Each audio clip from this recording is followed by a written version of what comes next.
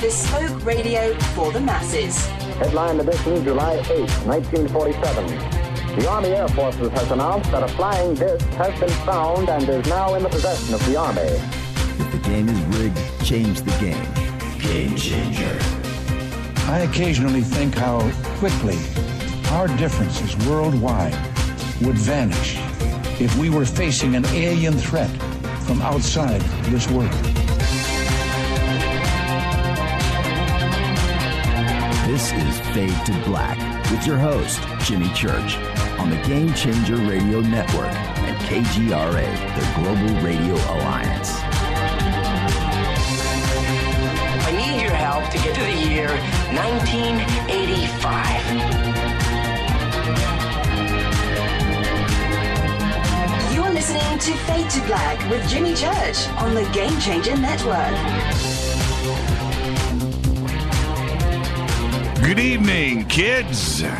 It's Fade to Black, bespoke radio for the masses. That's right. Today's Tuesday, May 2nd. 121 days into the new year, just 244 days left. And we are live from a bunker somewhere in downtown Burbank, California. And I would like to welcome everybody listening all around the world, all across the United States. Hither and thither, to and fro, back and forth, up and down, east and west, north and south, far and near. This is Fade to Black. For KJCR, the Game Changer Network, and KGRA, the planet. I'm your host, Jimmy Church. What is cracking, everybody? Let's go. Continuing our Amazing Women Week here on Fade to Black. Tonight, our guest is Caroline Cory. We'll be discussing her new film. It is called Gods Among Us. I've watched it twice. It is absolutely amazing, so we'll be talking about that. We've got a big announcement about the film that we will save for a few minutes here when we bring Caroline on. And then tomorrow night, Tricia Eastman is here, and we are going to talk biohacking. We're going to talk about DMT. We're going to talk about ayahuasca, iboga. That is tomorrow night. Been waiting for that show, haven't you? We did mushrooms last night. Oh, man, oh, man, oh, man. But tomorrow night, Tricia Eastman, biohacking. Thursday night is another fader. Oh, wait. Thursday night, Thursday night is another fader night with John Rappaport. Just want to make sure that I've got my schedule correct here. And he will be here with us. No More Fake Newsroom Live. The call-in number is 323-825-5045. Okay. Follow us on Twitter, Facebook, YouTube. Follow us on Twitter at JChurchRadio. Get in on it. Twisted Sister gifts going. That will always get a retweet. Look at that. I love it. I love it. Love it, love it, love it. Well, perhaps the greatest Christmas album of all time is Twisted Sister. Okay. Follow us on Twitter, Facebook, YouTube. Everything is Fade to Black, Jimmy Church Radio. Go right now. Follow, like, and subscribe. The Sandbox, if you want to hang with us in real time during the show tonight, use hashtag F2BQ or F2B and come and hang out with us. Okay. We're going to bust loose with 3,000 tweets tonight. Come and join in on the conversation. Get TweetDeck, download it, get a column going, hashtag F2B.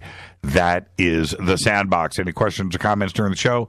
Hashtag F2BQ. You can also email throughout the show tonight, Jimmy at jimmychurchradio.com. And with that, breaking news, Barrett Brown has been released. That's right. And more on that in just a bit. But yes, Barrett Brown has been released. And I've got his new column, or his latest column that he wrote about what happened in the first person. And I've got that coming up here in just a second. But before we get there, don't forget to subscribe to our podcast, where we have 600 archive shows, custom apps, over 650. I'm going to change that number right now. We have over 650 archived shows right there for you.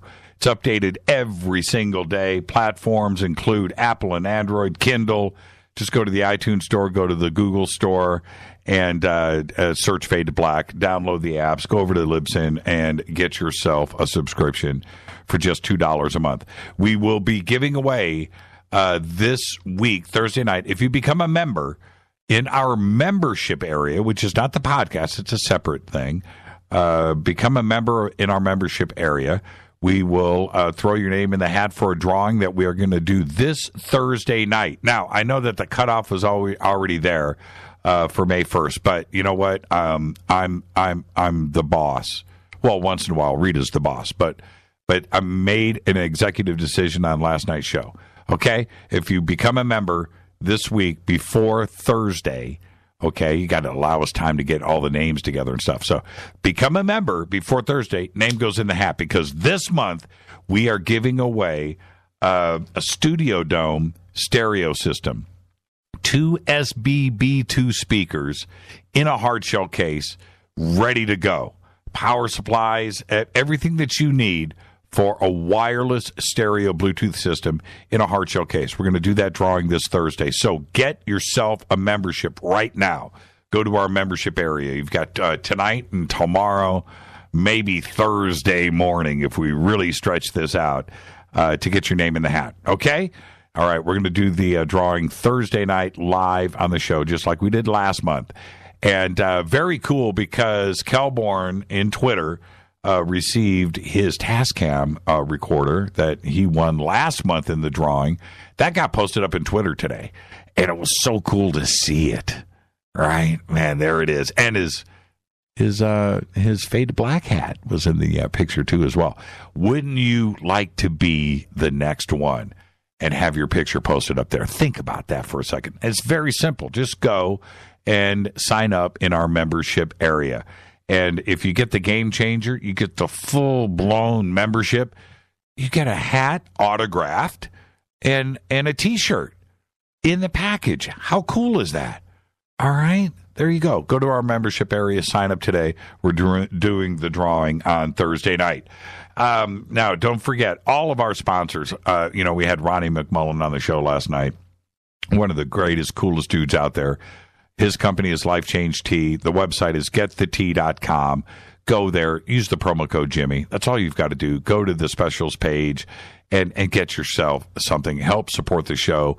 Change your life with Life Change Tea. It's really that simple. Also, River Moon Coffee, who's going to be at Contact in the Desert, and with some very cool limited edition products that I gave away half of the surprise right there. Some very cool things that they are bringing out for Fade to Black and Contact in the Desert. They're going to be there. River Moon Coffee. Just go to the banners right now, Jimmy Church Radio. Click, use the promo code F2B Blend, and you're going to get 15% off of your order. And what's cool about that, you get 15% off of the best coffee in the world, Fade to Black Blend. Yeah, man. You wonder how I'm always uppity on this show? Well, now you know. It's because of that right there. Fade to Black Blend. And also Studio Dome speakers. Click on the banners. All the promo codes that you need are right there on our website. Want to announce a pretty cool thing is going down this Saturday, May 6th, from 11 to 5 p.m. We will be at the Temple of Light. And that is at 11 Goddard in Irvine, California. 11 Goddard, Goddard, 11 Goddard Avenue in Irvine, California, for the Margos Mateus signing of her new book, Freed by the Light. All right, so we will get that up here in Twitter in just a second. I'll retweet that. All of you Fadernauts, come down, meet Margot, get her new book. She'll sign it for you and hang out with us. Now, there is also a rumor that there's going to be a really cool, ultra-secret after party at a location nearby. But you're going to have to attend to find out, right? And you need to, when you come up, you got to confirm that you're a Fadernaut with an ultra secret special Fadernaut word. You do that, you might get the location of the after party. That is going to be this Saturday, May 6th, 11 to 5 p.m. at the Temple of Light, 11 Goddard in Irvine, California. All right, Margot's book is out. Yay. Come and hang out with us this Saturday. All right. Contact in the Desert's coming up. I can't believe it. If you think about it, it's 2 weeks. We're going to be there 2 weeks from Thursday. 2 weeks. 2 weeks. Contact in the Desert, May 19th through the 22nd in Joshua Tree, California.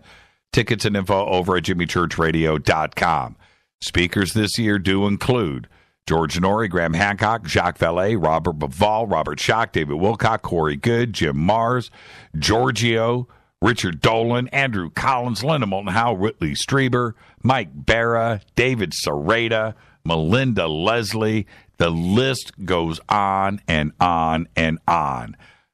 Friday night, we'll be broadcasting live, Fade to Black. Saturday night, I'm hosting the Forbidden Archaeology panel at 7 p.m. in the amphitheater. And Sunday night, I'll be hosting the Disclosure panel at 7 p.m. also in the amphitheater. So you want to be there. We've got a bunch of special events, and all of our friends are going to be there. Okay, so go and get your tickets and info now. Get your plans going and come and hang out with us. Also, following that, in July 4th weekend, we will be at the ECETI Ranch with James Gilliland and company. I'll be speaking twice that weekend, but more importantly is we will be out under the stars with the night vision looking. And I cannot wait for this. I say it every single night. Bucket list moment is about to go down July 4th weekend at the ECETI Ranch. So we'll have tickets and info and everything that you need. You can go to the ECETI, I think it's ECETI.org. Just go to their website and the information is there, but we'll have it up at jimmychurchradio.com over the next couple of days. With that, let's get this show cracking, because today we want to say happy birthday to The Rock, Dwayne Johnson. Yeah. Today, Dwayne is 45 years old. Love his new series, Ballers, actually. He's pretty good. Also, Engelbert Humperdinck today is 81. And he will always make the list because he's one of the coolest dudes ever in the history of everything. Also today, the one and only Nurse Nancy is 29. So everybody in Twitter right now, say happy birthday to Nurse Nancy. 29 years old. And you can come and hang out with her up at Contact in the Desert and wish her happy birthday yourself in person. Our dead guy's birthday today, the one and only Link Ray, 1929 to 2005, died at the age of 76. His 1958 instrumental hit Rumble by Link Ray and his Raymen nearly invented the power chord. Seriously, the major modus operandi for all modern rock guitars around the world. How powerful was that song, Rumble? How powerful? Well, Rumble was banned in New York and Boston for fear it would incite teenage violence. And how cool is that? Go and watch any Rumble video with Link Ray. Now, of course, Pulp Fiction comes into play, right? All right. Link Ray, happy birthday. Rolling Stone placed Link at number 45 of the 100 greatest guitarists of all time. Link Ray, one badass dude. On this day in history, OTD, 1933, it happened. The Loch Ness Monster was sighted. The newspaper Inverness, the Inverness Courier, printed an account of a local couple who claimed to have seen, and I'm quoting here, an enormous animal rolling and plunging on the surface. Well, the rest, they say, is history. There you go. 1933. Can you believe it? The famous photograph was in 1934. The first sighting, 1933. Fader fact. Some things you have to vet and you have to confirm, but this is a Fader fact. You can repeat this tomorrow. Let's see. Note to self. Spray Jimmy with rose water. Rita. Okay, Fader fact. Clams can live for more than 400 years. And that is a Fader fact. All right, tonight, continuing our amazing Women Week here on Fade to Black, our guest is Caroline Cory. We're going to talk about her new film, Gods Among Us. And I've just got to say, the film, when something like this comes out, because I've seen them all, something like this comes out, I'm hoping for discovery, for knowledge, something that I just don't know. And this film has it in spades. It was one thing after another. It is an amazing documentary, one that I will not only highly recommend, but one that you will watch over and over again. I've watched it twice in the last 3 days. So there you go. Tonight we're going to talk about Gods Among Us. Tomorrow night, Tricia Eastman is here. We're going to talk about biohacking. Thursday night's another Fader Night with John Rappaport. All right. Barrett Brown has been released. And I think that with the uproar of things that were going on around the country, and I'm hoping that this show had something to do with it too as well, that it had something to do with that, because I don't think this is going to go away. I do think that the Bureau of Prisons, the BOP, the Fed side of things, is going to feel the pressure of what they did to Barrett Brown. You don't mess with Barrett Brown. Okay, you want to be on Barrett's good side. But today I read his D Magazine article about what happened, and I decided to read it. And it's written in the first person. So this is Barrett Brown's account of what happened. Here we go. The lead up to my re-arrest by U.S. Marshal Service and the subsequent legal 4-day detention, a detention that not only ended after one of the nation's most prestigious law firms threatened to go to a judge, began a week prior. On Thursday, April 20th, I walked into the Volunteers of America halfway house in Hutchins, Texas, for my bi-weekly case manager meeting with Victoria Dean, a VOA staffer. In the course of our conversation, I noted that I was doing an interview with Vice the next day and that PBS would be coming a week later. Dean asked me if I had checked with the Bureau of Prisons on that. I replied that I had not, as I was not required to do so. As I explained to her then, the Bureau of Prisons program statement on news media contacts is the relevant policy document. It does not give up the BOP the right to interfere with an inmate's access to the press. Dean said the BOP requires halfway house staffers to notify them when a resident is about to speak to the press. I told her that was fine and left. Later that afternoon, Dean called me at home and said that she had spoken to the BOP representative, Luz Lujan, who had said that I was required to fill out some forms before any interview, and that media representatives would have to do likewise. I told her I would do so as soon as the program statement granting the BOP the right of prior review was provided to me. The next morning, the crew from Vice met me at D Magazine, and we began shooting for an episode of Cyber War to be aired next September. On camera, I called both Dean and Lujan, you gotta love Barrett, leaving messages to the effect that I still hadn't heard from them on this imaginary program statement, and wondering aloud if Lujan might not perhaps be thinking of an entirely different form, one which a news media representative is required to submit to a prison in order to gain access to an inmate on prison grounds. Those clips have now been made public by Vice. Like I said, Barrett doesn't play. I didn't hear back from either Dean or Lujan on this over the following days. The next Wednesday, when I was summoned to the VOA for a random drug test, I saw the director, Merrill Wells. He asked me if I had gotten the forms taken care of, and I told him I needed to speak with him about that.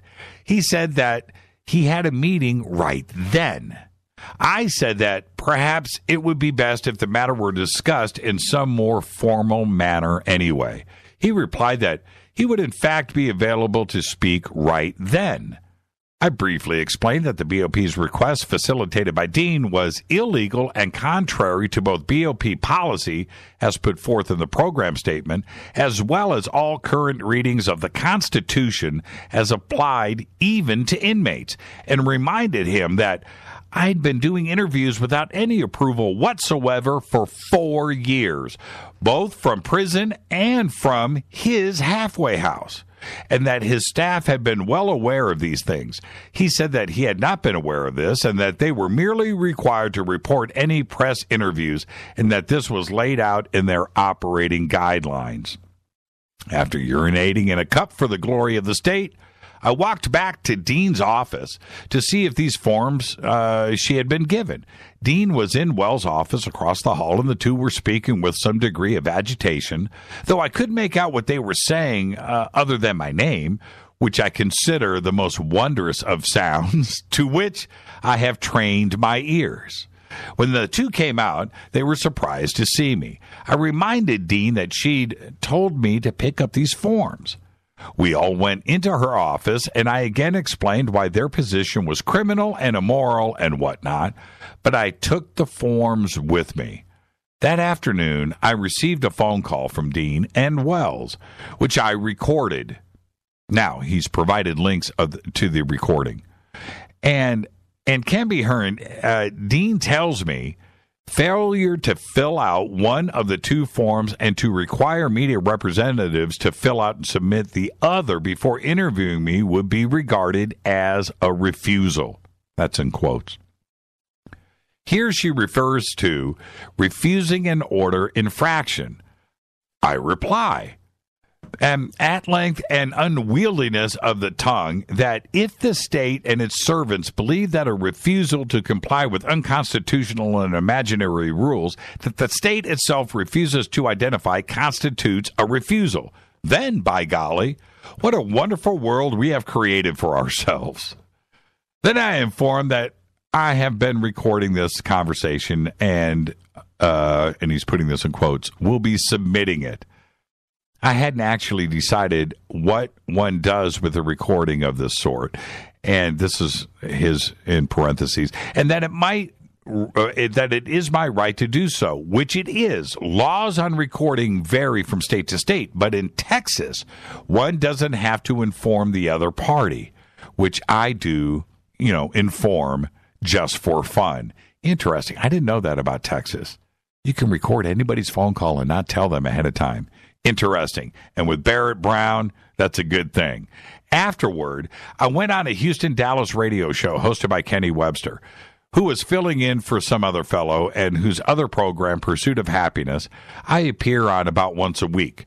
I explained the situation up to this point, and we attempted to get Luz Lujan on the phone, but only got her as far as her voicemail, which we promptly mocked. Shortly after that, I received another phone call from Dean, who said Lujan wanted to do a conference call. That call is here, another link, and was relatively short since Lujan hung up after I told her that I would not speak to her or any BOP official without recording the phone call on my end. And that, at any rate, we had nothing to discuss, and I merely wanted her agency to cite the rule that I was being threatened into following, and that is key here. Also, I wanted to play video games, which I subsequently did after first having the two recordings sent to the Courage Foundation and the Free Barrett Brown organizations to be uploaded. The next morning, I received a call from the halfway house telling me to report there immediately. I actually had to go anyway for my twice weekly regular check-in, but clearly this was something out of the ordinary. When I arrived, the halfway staffer, Woodley Hostler, asked me if I was recording, and I said no. Wells arrived and told me that he didn't know what was going on, but the BOP had said that I should be called in and told to wait. I made a series of calls to journalists I know, as well as to the Dallas City Councilman Philip Kingston, who started looking for a lawyer. At around 10 a.m., 2 U.S. Marshals arrived and took me into custody. I was taken to a federal building and shortly after was transferred to the Seagoville Federal Correctional Institution, which has 2 jail units for those awaiting trial, sentencing, or further transfer, and where I spent the bulk of 2014 writing columns for D Magazine. Now, he goes on to say that he got caught up on prison gossip, and he's going to write about this later. And then he continues, at no point during my incarceration was I provided with any written explanation as to why I had been arrested. One staffer was able to tell me that the marshals had been told by the BOP that I had refused an order, but no such infraction report materialized, where in nearly all circumstances, such a report must be filed and provided to an inmate within 24 hours of an incident. Meanwhile, David Siegel of Haynes & Boone, who D Magazine publisher Wick Allison had retained for my use, had initiated communications with other BOP officials with a firmer understanding that Lujan of what they'd gotten themselves into, and made clear that the matter would be brought up before a judge if I were not released immediately. Thus, it was that Monday morning the counselor at Siegelville's J2 jail summoned me to his office and told me, you won. Get your stuff ready. You are leaving. That was yesterday. So there you go. Now, the article continues on, and I'll provide the links for it here in Twitter during the break. But what is interesting for me is that had Barrett not been Barrett Brown, two things. There's two things. Had Barrett not been Barrett Brown, he wouldn't have been arrested in the first place. That's the first thing. But because he was Barrett Brown, he was also released because he had a strong attorney behind him, and he had the power of the press, and he had the power of the media that was out there talking about this. Isn't that interesting, right? And then the third thing, Barrett is a journalist, and he's also somewhat of a celebrity. Vice Magazine, PBS, this show, other programs, other radio shows want to talk to Barrett. That's how he makes his living. And how can you stop somebody from making a living? For 4 years, he had done numerous interviews for the last 4 years, and nobody said anything. This time they did, and I'm going to say this one more time. This is a journalist, obviously somebody that can write, and that is respected and read by millions. And he was persecuted and brought down because of his stance with Anonymous.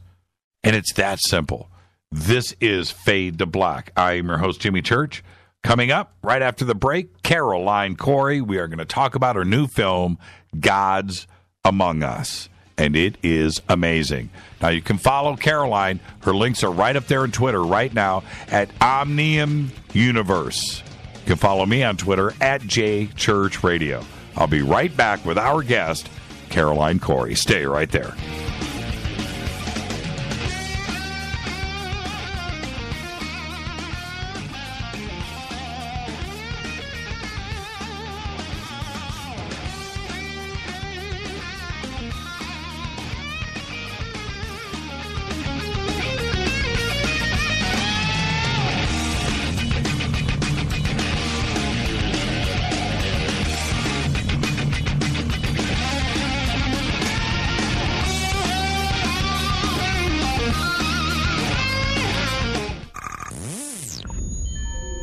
You're listening to Jimmy Church, Fade to Black. Fade to Black will now pause for alien identification. The station that talks the net. KGRA Radio. When you take the beans from Central America with dashes of Indonesian and African mixed in and then roast it to the dark side of Fade to Black, you create the ultimate brew of fringe. Introducing the Fade to Black blend from Rivermoon Coffee. Yes, Rivermoon's darkest customized roast was created for the love of Fade to Black. The alchemy of masterful roasting and smoking the beans is in every sip of this full-bodied, dark Java. I need my coffee dark, deep, with distinct bittersweet chocolate highlights, just like the bunker. Leaning further into the darkness of the roast is Fade to Black blend from Rivermoon Coffee. Just click on the banner at jimmychurchradio.com and use the promo code F2BBLEND for 15% off of your order today. Go Beckley Teppy. Hi, folks. Let's wind the clocks back 60 years. Food was different. Food provided health and nutrition, and using supplements was minimal. Unfortunately, now we have chemicals, GMOs, herbicides, and pesticides that can be quite lethal in the name of our food supply and, of course, the ever-loving dollar. Supplementing our diets can be very important to stay healthy. Cleansing from daily intruders to the body might be critical. Live strong and take charge. Log on to getthetea.com. Our herbal tea is a great way to cleanse from intruders. Our supplements is a great way to maintain and improve your health. When your health is not up to par, go to getthetea.com. No GMOs, no fillers, and organic, and very helpful in keeping you at the top of your game. Life is too short to feel, you know what I mean. Stay in the game, at the top of your game with getthetea.com. That's getthetea.com. Again, getthetea.com. 9 out of 10 geneticists agree.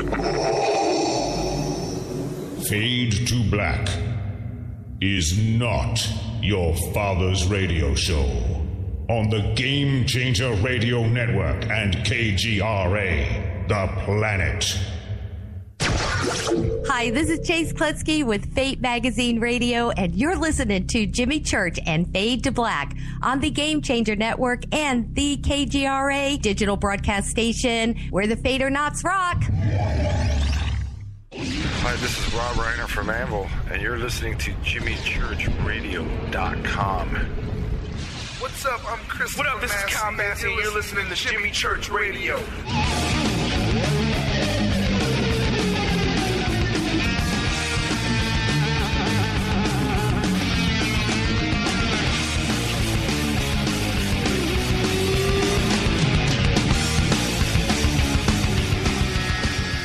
All right, welcome back. Fade to Black.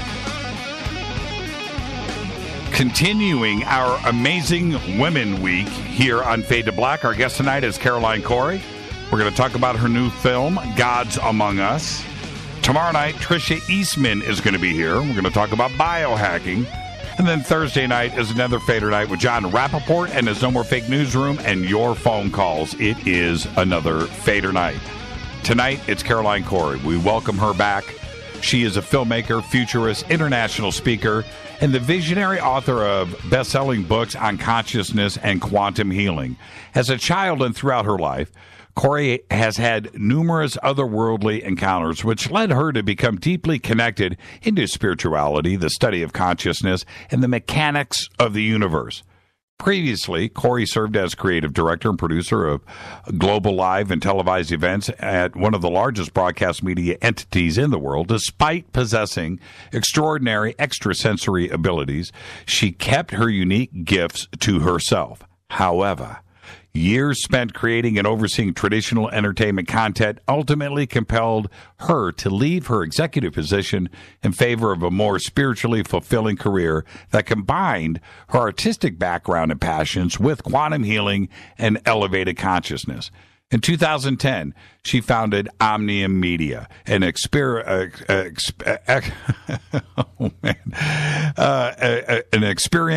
immersive concept for planetariums that heightens viewers' sensory perceptions, producing profound, transformative experiences. She has also written, directed, and produced short and feature animated films and completed several feature and TV pilot screenplays. Her latest project is Gods Among Us, and it studies the science of contact and otherworldly realities. In addition to writing and producing, she has appeared as a guest expert at major conferences and on television shows about supernatural phenomena, including History Channel's popular series Ancient Aliens. And I would like to welcome back to Fade to Black, the one and only Caroline Cory. Caroline, you got me all tongue-tied there. Sorry about that. Got me all tongue-tied. Welcome back to the first for you. Yes. You know, it happens. It does. It happens. But welcome back to the show. You've been busy, and the last couple of times that we've talked, either here on or on Coast to Coast too as well, we talked about this film that you were working on, and you were getting close. Well, now it's here. It's done. And I'm going to start with this. I've let everybody know that I've watched it twice in the last 3 days. And I've got to say, I was profoundly moved. There were I don't know, probably a half a dozen moments in the film where I had to sit back and go, holy crap. And that doesn't happen with me often. And Rita had the same reactions too as well. So you've got something going here. I kind of want to back up just a couple of steps and ask you this. Throughout all of your other films, which are great, we've talked about those, did you know that you were about to do something as big as this? Because there are moments in this film of greatness. Did you know? Did you feel it? I mean, did you have any idea? Well, I knew I was onto something really amazing because, I could just sense that this was extremely important information. But the approach is what made it so different. So I knew I was onto something that was going to be very new, very different, and very powerful. But what happens in a documentary, for those who understand the process, it's not like a scripted film. So you have a storyline, you have an idea about the topics you want to cover. Right. But what happens as you begin to find the people you want to interview and you start to speak to different people and go to different places, the stories start to change and they start to kind of unravel and open new ideas for you. So you have to constantly keep updating your story. You know what I mean? There's that part of it. And also, a lot of documentaries have been made about not only alien contact, but ufology in general. There's no shortage of that out there. And when you start to watch everything, which I do, things get a little bit repetitive and you kind of know what to expect and what to see. This film didn't do that. This film floored me at one turn after another. And I have to just ask you, were you at some point learning yourself? Well, certain things actually did come up because they were live. We actually did some experiments that weren't planned at all. In fact, we didn't know what the results were going to be.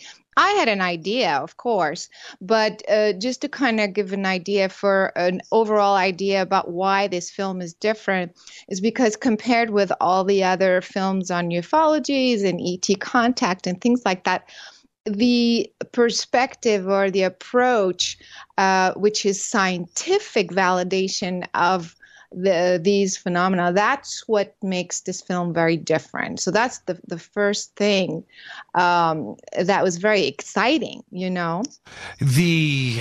going to get to some of the cast of characters throughout our conversation tonight, but you certainly have assembled some familiar faces. But there's also the unfamiliar faces here, which for me, and we're going to discuss a few of them here. Don't name names yet. Don't go there. Let's do that in just a bit. But how on earth did you make contact with some of these individuals? I mean, they are just extraordinary. We'll discuss them in a bit. But how did they find you, or did you find them? Well, it's a combination of the two. I wanted, because the approach was very different, it was a scientific perspective and it was also the experiencer perspective. So none of the, government cover-ups or the secrecy or none of that. So right off the bat, I was looking for scientists who were into this type of information, but not just, studied it from the outside, if you will, but who really believed in it, if you will. And I looked for physicists and scientists who also had a particular specialty, because I understood the importance of that specialty. For example, one of the lead scientists is a black hole specialist. And so I wanted him in my film, like right off the bat. I couldn't find him forever. We couldn't contact him because he was sick or something for a while, but I had to have him eventually. We found him. He was amazing, as you know. Again, the familiar face is part of it. You need that because their research is there and it's established. But when I see somebody that I've never spoken to before, and say the things that they are. We'll get to that in a bit. But for me, and I told you this earlier, and I'll say it right now on the air, in a way, I was kind of angry. We all want, Why? well, it's because we all want the scoop, right? We want, and you did that in this film. I was completely blown away. Now, but also it's entertaining. You were able to, the way that you put the film together, it's informative and it's knowledgeable, but also it's got a pretty cool entertainment value too, as well, from start to finish. Was that intentional? Yes, absolutely. I wanted it to have not only an entertainment value, but also a production value, which means that you did get to go to some places as opposed to getting just stock footage or use other people's footage. So I really went out of my way to make that happen, because that adds also to the entertainment value. So they go hand in hand. And the idea was to present this really important and new information, this new science, but at the same time, make it accessible to the average person.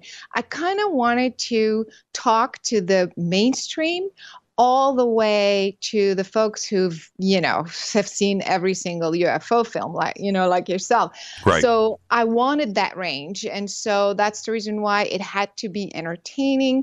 And even the choice of music, if you notice that. Yes. And you had to have some familiar faces and at the same time, have that overall mix of things. I think it worked. Now, you've always talked and spoken on a pretty technical level, which is, on one side, it's very impressive because you're well researched in this, but it can get lost on a lot of people too, as well. It goes right past them. This time, I think you toned it down a little bit for people like me. Again, was that intentional? Because it's just really well done. Yeah, I think there are some moments that maybe the average person would go, what was that about? Maybe I need to watch it again. But these are just a few moments. And I think a few professionals actually in the business, producers and distributors and things like that, people who weren't necessarily UFO folks, said the same thing. They said, there's such important and complicated topics, but you kind of managed to right away kind of bring it down or bring it back to a level that I could understand and that I could enjoy. So that was definitely on purpose, because I didn't want to lose people. And as you know, Jimmy, I've been teaching all this very technical stuff for a long time, and not everybody can handle it. Some people can't sit in classrooms or do workshop after workshop, trying to understand all this difficult stuff. That's one of the reasons why I wanted to make it a film, so that you are talking about this important stuff, technical stuff, but in a package in a way that is easy to absorb and easy to understand. Now, I want to make the announcement. I'll do it. You know what? I'm going to enjoy this for a second. So let me say this. The film is going to do its premiere in the United States at Contact in the Desert. I just got off the phone with Contact to make sure that I could officially announce this, and I've been given the green light. So congratulations on that. The film's going to premiere at Contact in the Desert. There's going to be a lot of Fadernauts, a lot of our fans there, but also a very, very large audience is going to be exposed to this out of Contact in the Desert. So with that, I'm going to say congratulations. And in 2 weeks, Contact in the Desert, this is going to kick off. Now, this is part of your media blitz that you are on the road doing right now as we speak. And where can everybody go and see the trailer before these premieres? So the trailer is on YouTube, but also I think the easiest way is for people to go to the main website, which is godsamongus.com, and they can see the trailer right on the homepage, and then they can go to the events page on that same website, and they can see all the places where the film is going to be screened. So I'm very excited because, of course, Contact in a Desert is attracts so many people, and I'm very excited to be bringing this different perspective, this different approach to all these folks. So that's really, really exciting. And also the film, before I even finished it, actually, it got selected. It was part of the official selection at a sci-fi film festival in New York City. So that will be the New York premiere, also on May 28th. So for the folks who are in that area. So, but the best thing is for people to go to the main website, Gods Among Us, and they'll find all the information there. Now, if you were going to describe this documentary, how would you do that? Well, I would say it is about the science of contact with any form of non-human, extraterrestrial, otherworldly intelligence. This film talks about the stories of some of these contactees' experiences, but brings the science behind it like never before. And actually, we have made scientific discovery during the filming. Like I said, I wanted to, you would think that the best way to prove that there are aliens in human form or aliens among us or visiting us or what have you is to do a kind of a DNA testing and see if their DNA is different or our DNA is different or what have you. But the DNA is so complicated. I mean, beyond belief. So we had to be very creative, to find a way to bring the scientific validation, that scientific proof, from a completely different, unexpected perspective. And we did that. We managed to prove scientifically that the DNA does come in contact with an alien or a non-human intelligence, and it does change. And that is revolutionary. In fact, it's a scientific discovery, meaning no one's done it before. To see these educated people on screen talking about this, I felt that, I can't wait to hear your answer on this. I felt that they were going into a zone that they didn't feel comfortable with in front of people. They knew they knew the facts were the facts, right? And the data, you know what I mean? But they eventually started to let their guard down. Yeah, did you feel that start to move along in the film too as well? You had to have a moment there, Caroline, where you were like, yes, right? I know. And it's funny also, this is between us, of course, there's millions of people now listening, but also how the conversations that happened after we stopped the camera, we stopped filming, where the scientist is saying something, but then is kind of getting uncomfortable and finally saying it as it is because it's black on white, it's right there. But then after we stop the camera rolling, then of course they get more comfortable and kind of tell us more and more. So it's a lot of fun. But on camera, for sure, I think a couple of them we had to push them to the limit. Which was kind of fun, but others, I was also amazed how some of the most famous, renowned, and so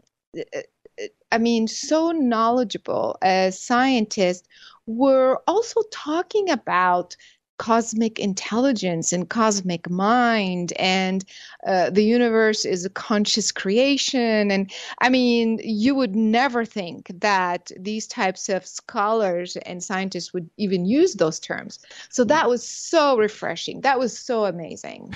When you started to go down this road, back when you were in the entertainment industry, and you were making, contact and things were changing for you, did you feel that you had to go and make a film to finally, get this out there I want you to take this the wrong way. Take this the wrong way, where people wouldn't think that you were just completely nuts. I know. It's okay. I don't take it the wrong way. But you understand. Yeah, surely you do. But actually, no, this is a great point also. I'm glad you're bringing this up because actually before the entertainment, that was my day job. I have started to have experiences and I've been in contact with many types of intelligence since I was 5 years old. So I understood that world at a very young age. I could see the subtle energy, I could see the beings, I could see consciousness, I could see the structure of space.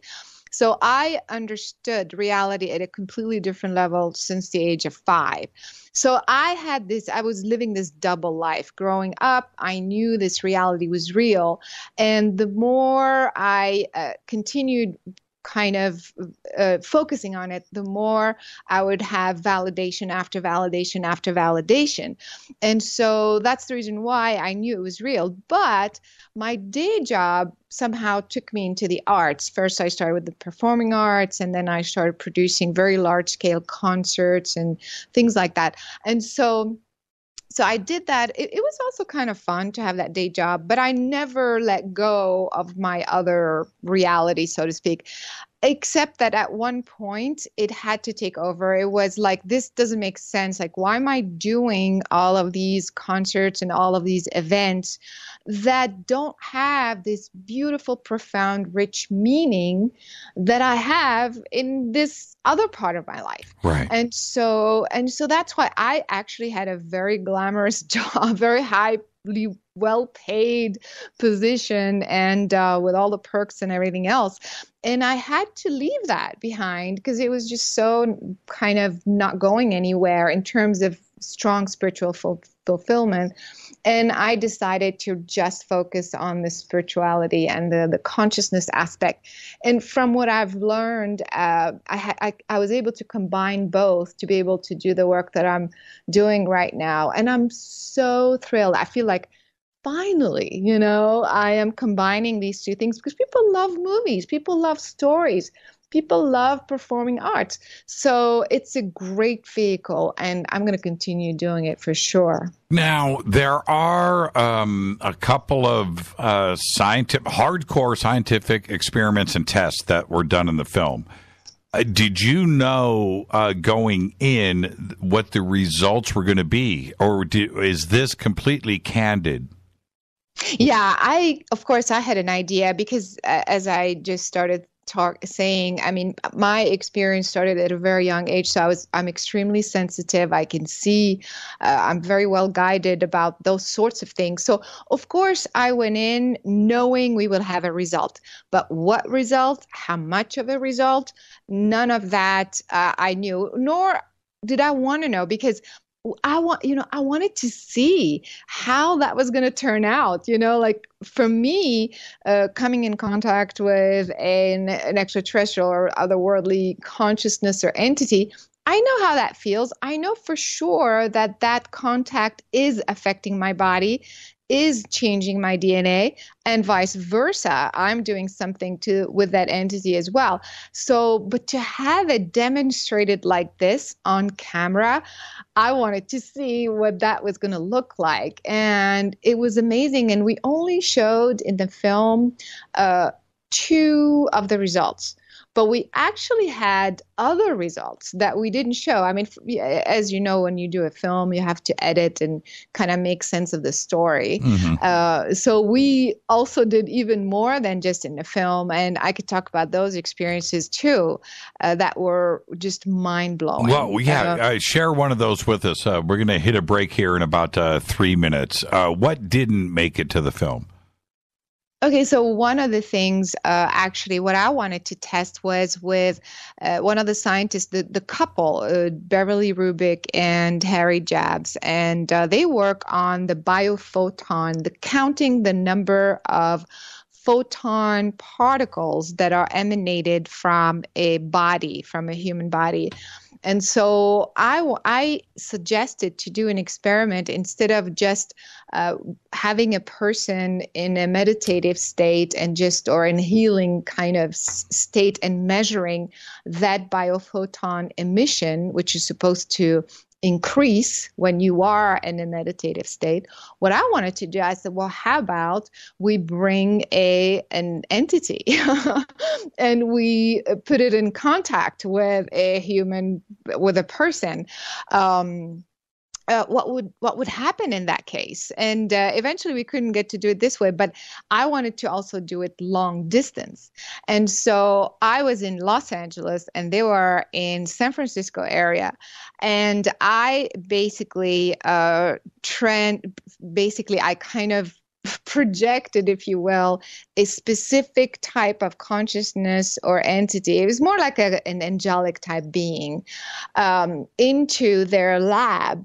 And it was astounding what happened. So for those who understand scientific testing, what happens is that you do a test, you're on for 20 minutes, off for 20 minutes, on 20 minutes, off 20 minutes. That's how you measure that something is happening. And so if something happens during the time that you're on, meaning that you are sending the signal, then you know something happened. Does that make sense? And so it's called timely correlation. It means during that time, it correlated exactly with when the entity was there. And their machines were like, just like shooting up 400% every time we brought that entity into their lab. That's crazy. And watching, it is, because when you watch Harry and Beverly, we're going to talk about them more after the break. But watching them and their reactions to this was pretty cool. And with them, I've got about 30 seconds. With them, were they into this subject going into the film? Did they have any idea because she's a microbiologist, right? This isn't in her wheelhouse, is it? No, actually, these guys have been studying subtle energy and the effect of consciousness on the physical reality.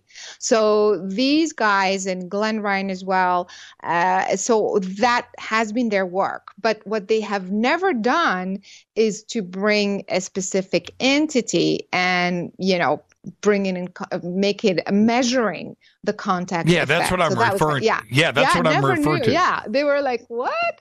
It was pretty trippy to watch. Let's take a break right here. Our guest tonight, Caroline Cory. Her new film is called Gods Among Us. We've got all of the links up in Twitter.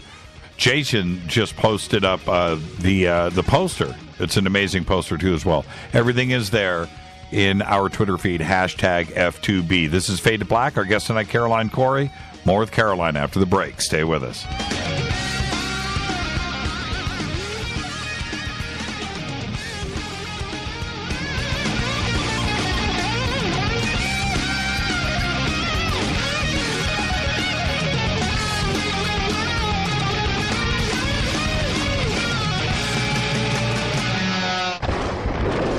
This is Fade to Black with Jimmy Church on the Game Changer Radio Network and KGRA, the Global Radio Alliance. The station that talks the net. KGRA Radio. Hello, I'm Katie Lee, and you're listening to my main man, Jimmy Church, on jimmychurchradio.com. Hi, this is Ray Hobbs here, repping the planet, and you're listening to my good friend, Jimmy Church, Fade to Black, on the Game Changer Network and the KGRA digital broadcast station. This is Toby Kebbell. You're listening to jimmychurchradio.com. Don't hurt me, Jimmy. I'm only little. Hey, I'm Adrian Grenier. And this is Ari Gold. We're the Honey Brothers. We're of the Honey Brothers. Hey, I'm Adrian Grenier. And I'm Ari Gold. We're the Honey Brothers. And you're listening to Jimmy Church. The Revolution. What's up, Fadernauts?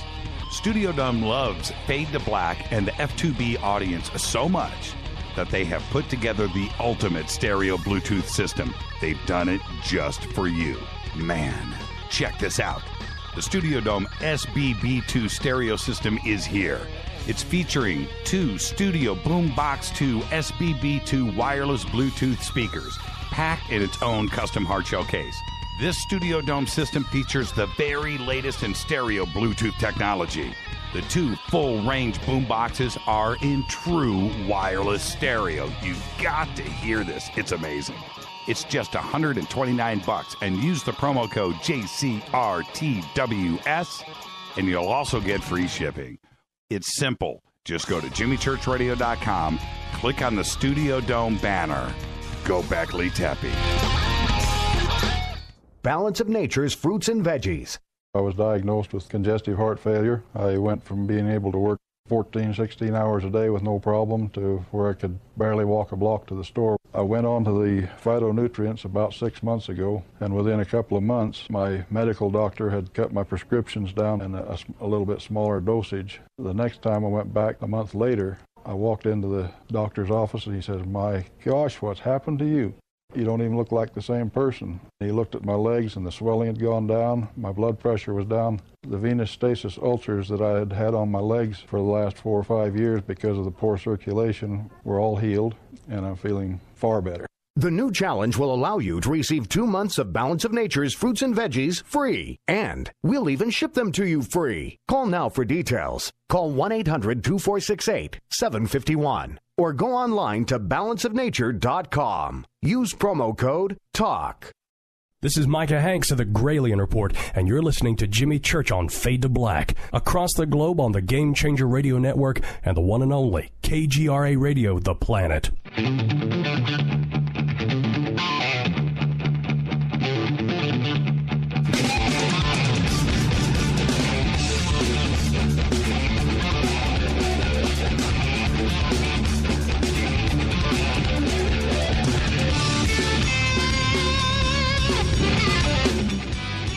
All right, welcome back. Fade to Black.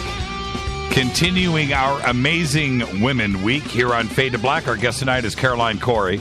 This portion of the show is brought to you by Life Change Tea. Just go right now by clicking on the banners over at jimmychurchradio.com, and it'll take you to getthetea.com. Just mention Jimmy when you order, either online or over the phone, and you are going to get yourself some free shipping. Our guest tonight, Caroline Cory. We're talking about her new film, Gods Among Us. And now, Caroline, what I would like to do here, you've assembled a pretty amazing cast of characters here. And I want to kind of go through this a little bit. And the first, I was just floored by Zach. And I want to know some behind-the-scenes thing first, man. I want to know what he was like. And also, how old is Zach? Zach is 19, and from the first minute that I spoke with him, I was blown away. 19 years old. Unbelievable. He speaks like a mature scientist, expert in the field of quantum, physics and everything else. I mean, it's amazing. Now, how cool is that to make contact, no pun intended, with the next generation, right? He's 19 years old. I was thinking he was 20, 21. He looks like he could play guitar in a band. And his youthfulness, that's what he is, he's right there. He's right there and connected, and he's 19 years old. Speaks like he's Stephen Hawking.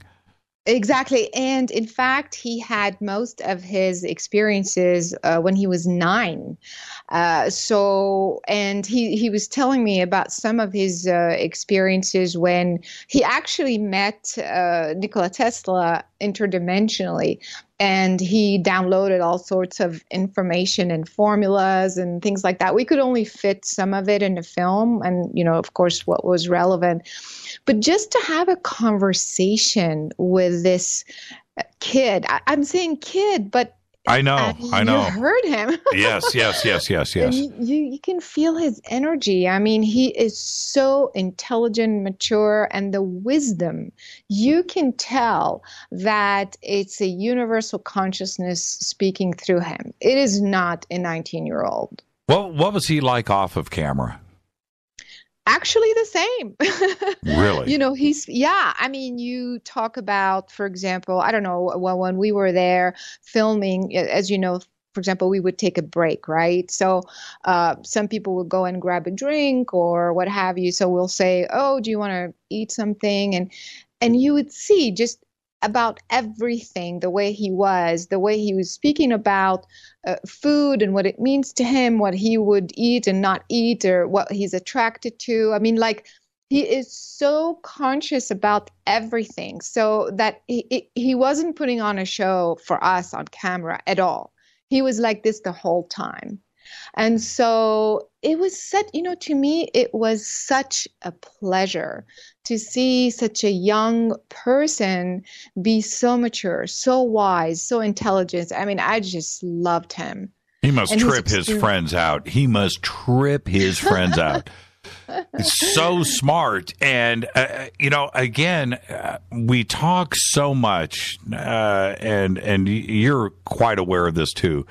I don't want to have a generation gap in ufology or contact, and I think that this world has been fighting just that. We've gone through different phases of this, and what we need are kids. I call him a kid. He's not a kid, but I know. but when you see him on screen, you're like, holy crap! Okay, this is not what we're used to seeing. And that's the generation that we need to grab a hold of right there and make sure that we get them talking and speaking about their experiences. He's 19, and it was just a joy to watch. But that's exactly what we need to do here, isn't it? Yeah, absolutely. It was amazing. And also, I wanted to also bring another 19-year-old, Antonio, who's also in the film. And the same thing happened. And just for people because people have not watched the film, obviously, just for people to clarify, for the folks who are listening, when we say intelligence, we're not talking about, sometimes you see kids on television who can calculate whatever, some complicated numbers, multiply, divide. It's not that kind of intelligence. And perhaps maybe he is a little bit of that. I'm not sure. Right. But that's not what we're talking about, right, Jimmy? It's an intelligence. It's a wisdom. Communication. Yes. A real communication. Yes. Part of that is the vocabulary. There's that part of it, but there's an intelligence where their brain is connected to their soul, and they are able to get it out of their mouth.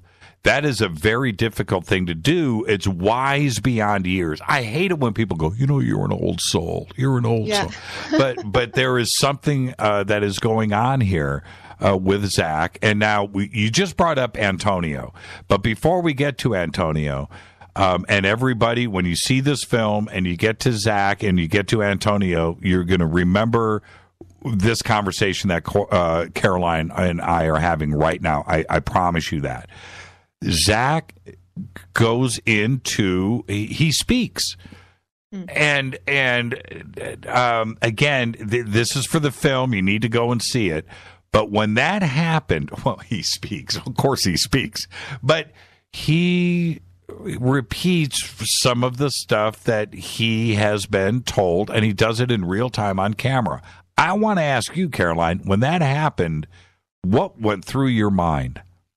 Yeah, we were blown away. I mean, I was interviewing him. Obviously, I was on camera as well. But everybody in the crew, it was dead silence. Everybody was like blown away by him, blown away. It's like you said, also, it's amazing, the vocabulary. He's so eloquent, the way he speaks. And I think he said that he was homeschooled, that just the stories that come out of his mouth and the way he also puts the meaning to these stories, it's beyond wisdom. It's really divine intelligence, I want to say, speaking through him. And so it's just so refreshing. And I'm so glad you're mentioning him, because these are, like you said, this is the generation that we want to see everywhere. I was so excited to have him in the film, and again, Antonio as well. And I'm also working with other children for the next film, by the way. This is going to be a series, by the way. Sure. And so absolutely. How can it not be now that you see all the material in there, right. So, how did you find Zach? So actually, Zach, I found through Mary Rodwell, because I started speaking with Mary Rodwell a while back before the film.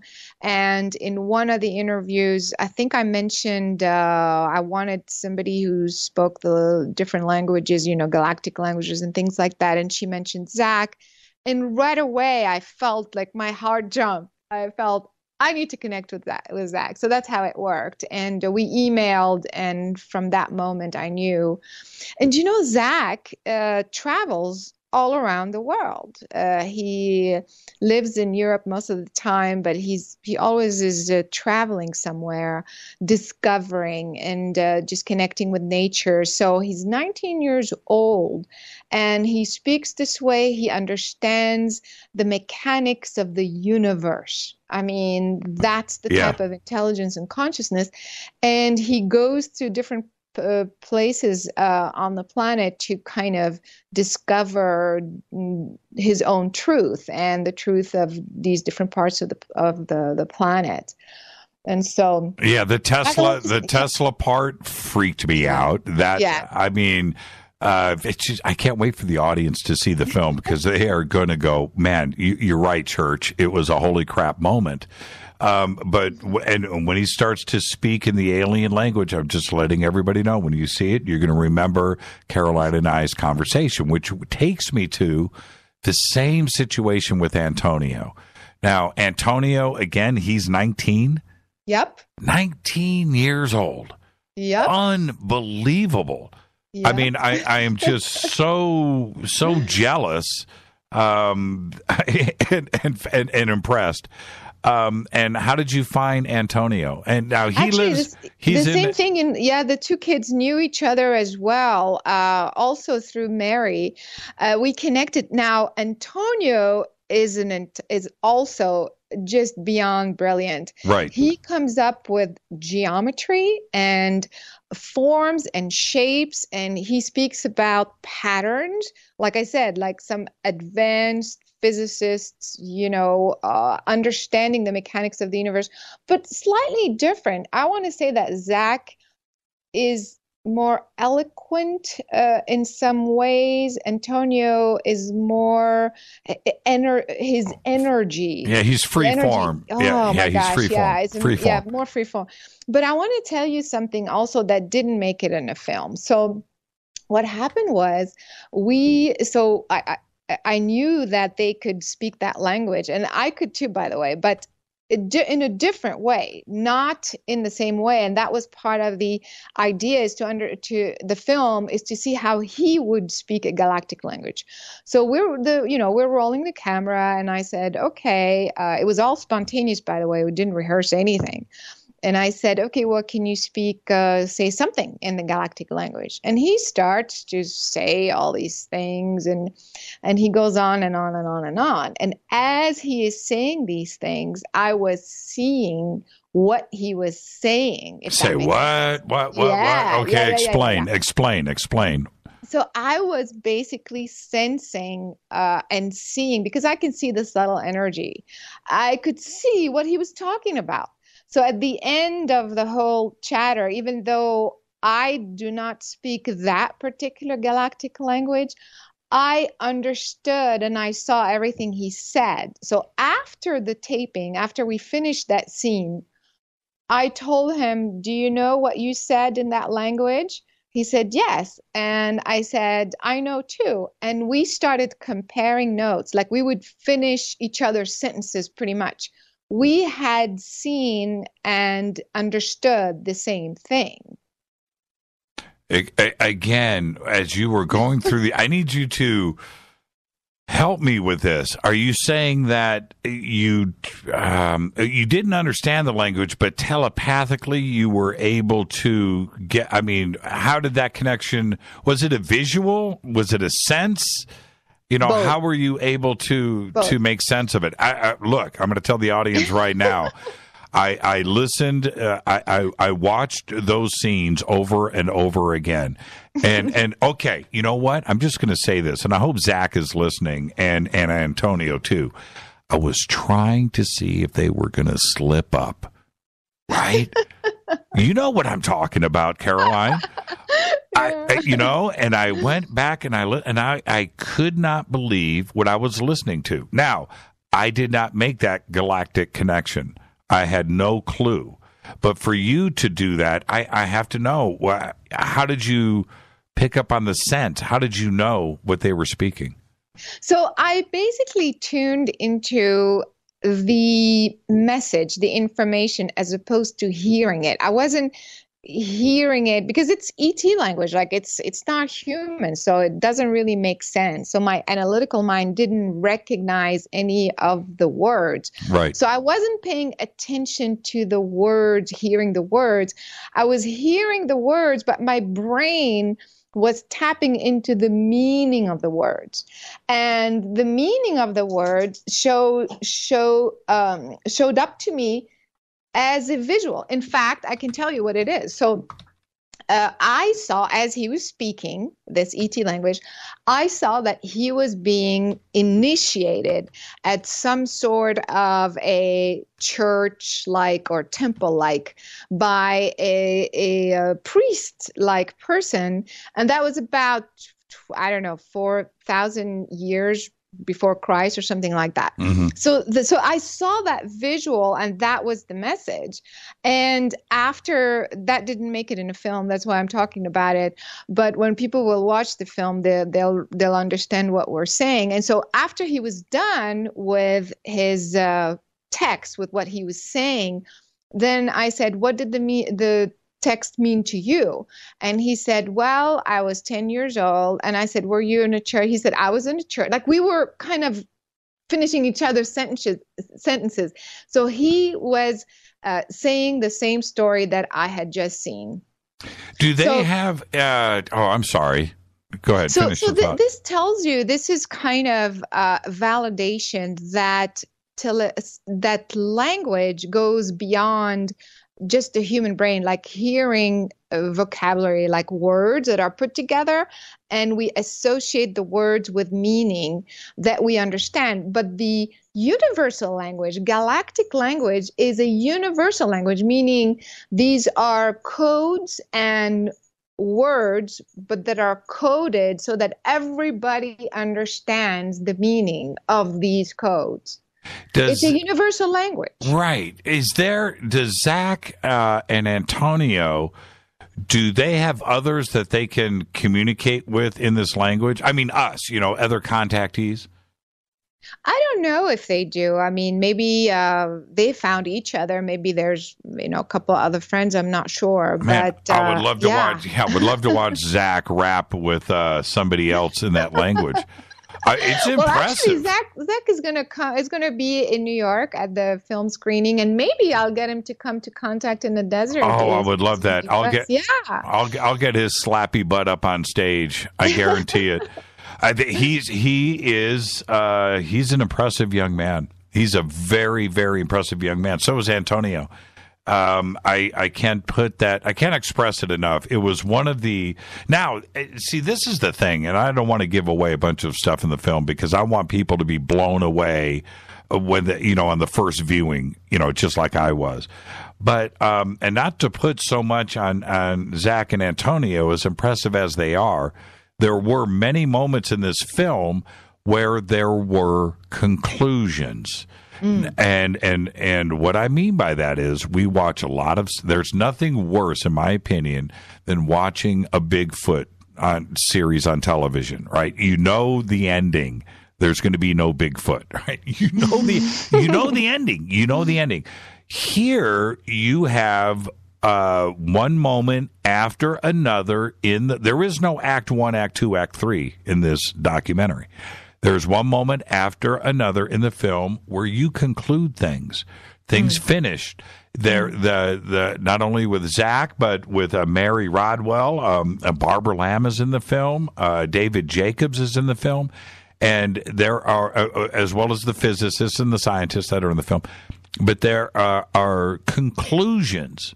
There are you answer the questions that you propose. That is rare in this type of documentary, Caroline. Again, you're giving it all away in this film. You actually show the results and the conclusions of this. Again, is that intentional?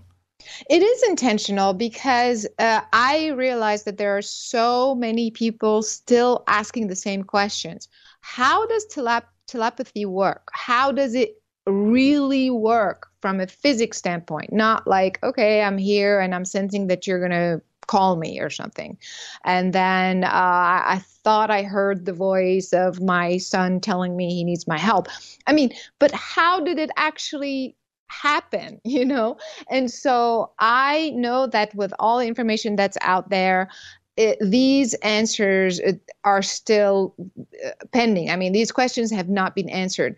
And I know that I wanted to do something different, and I wanted to provide these answers, you know, finally, so people go, oh my God, that makes perfect sense. And finally, we have some answers about telepathic communication, about teleportation, about how the UFOs appear, why they appear the way they do, why they appear, where they appear, why they appear and disappear. All of these questions that people just kind of watch, keep asking, but can never figure out. So, yeah, I mean, it's not about giving it away. I wanted to just share everything that I knew.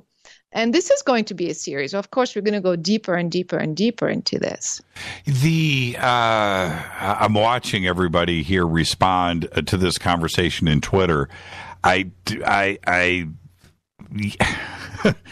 have built this up, yes, and I am telling you that there are conclusions in this documentary that I have never seen anything like this put together in a film before. Too much of this kind of thing is leaving you unsatisfied, right? And that's, you know, you get to the end, you're like, okay, yeah, that was fun for a minute, but you know, I've seen this before. That's not what happens in this film, everybody. You need to be patient. Go to Contact in the Desert. And Contact in the Desert is the first. Well, you know, I just finished it literally like 3 weeks ago. So it's amazing that we are already, going to be showing it. Contact in the Desert. That's around the corner. That's in 2 weeks.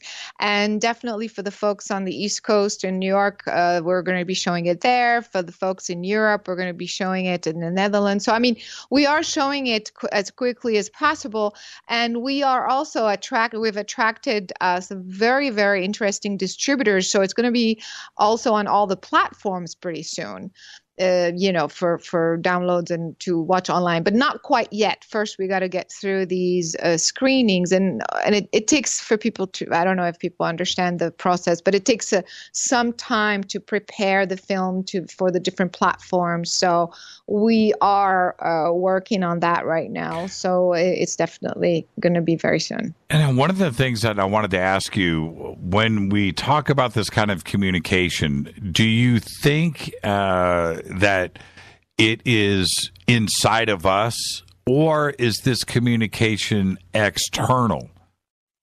You mean the telepathic communication? Yeah, because we are always, you reference to very well in this film, but also in previous films of yours, about frequencies and about colors and getting this communication at different frequencies. But is it outside of us, or is it something that is inside, and do all of us have it? You know, everything is on a cellular level. Everything already exists within your cells. And so the idea is that we are not trained, we are not taught to use our brains properly to retrieve that information, to use that tool, like Zach is, for example. So I talk about in my classes and workshops as well about the 10% capacity brain and the full brain capacity. So right now, people think that you first have to have 10% brain capacity and then you increase it to 20% and 30%. Like linearly, you get better and better. It doesn't work this way. You actually can transfer from 10% capacity, brain capacity directly into 100% brain capacity. There is a process that you learn that allows you to go directly to 100% capacity. And yes, that's the way you're supposed to be. You don't explode, you don't disappear. Not like the film Lucy or something like that. Right. It is an organic mechanism that we are equipped with and we are supposed to utilize. And if we know how to do that, then we are tapping into our cellular intelligence. And within our cellular intelligence is alongside the human DNA that makes you tall, short, blonde, blue eyes, or whatever. There's also a divine DNA, another part of the DNA that has a different shape, the different frequency that allows you to tap directly into the universal consciousness, meaning the universe, universal knowledge. Everything that is part of the universe is accessible through your full brain capacity. So it is within us, absolutely. Now, we're going to head to a break in about 1 minute. There is one other aspect to the film that I was a little hesitant about, but you approached it differently, and that is crop circles. And so really quickly before we head to the break, because we'll come back and talk about some other people that appear in the film, but that take on crop circles for you, if you can do it in 60 seconds, where did that come from? Actually, I wasn't planning on doing that at all. It just happened because I wanted to speak with Barbara Lamb about her experiences and with contactees. And she happened to be in the UK while I was there, and she was going to go to a crop circle. So that's how it kind of happened spontaneously. And while we were there, I had the drone cameraman, and we said, oh my God, we need to do something with that. And it just happened spontaneously. And I realized this is crazy because crop circles are part of the contact phenomenon. We have to include it. But the way I did it, as you said it, is different. It was more about understanding. I went into a crop circle and my experience was completely different. And so that I realized was very important to include in a film, that it's not just about, it's a man-made, human-made, or ET-made crop circle, but what the codes are about in the crop circle, but also that you can discern for yourself some of the intelligence in the crop circle is not what we think it is. So that was the message that I wanted to include for sure. And I got to take a break right here. A very cool crop circle, by the way. Yeah. That was pretty trippy. All right, our guest tonight, Caroline Cory, her new film, Gods Among Us. And we're going to continue the conversation right after this short break. Stay with us.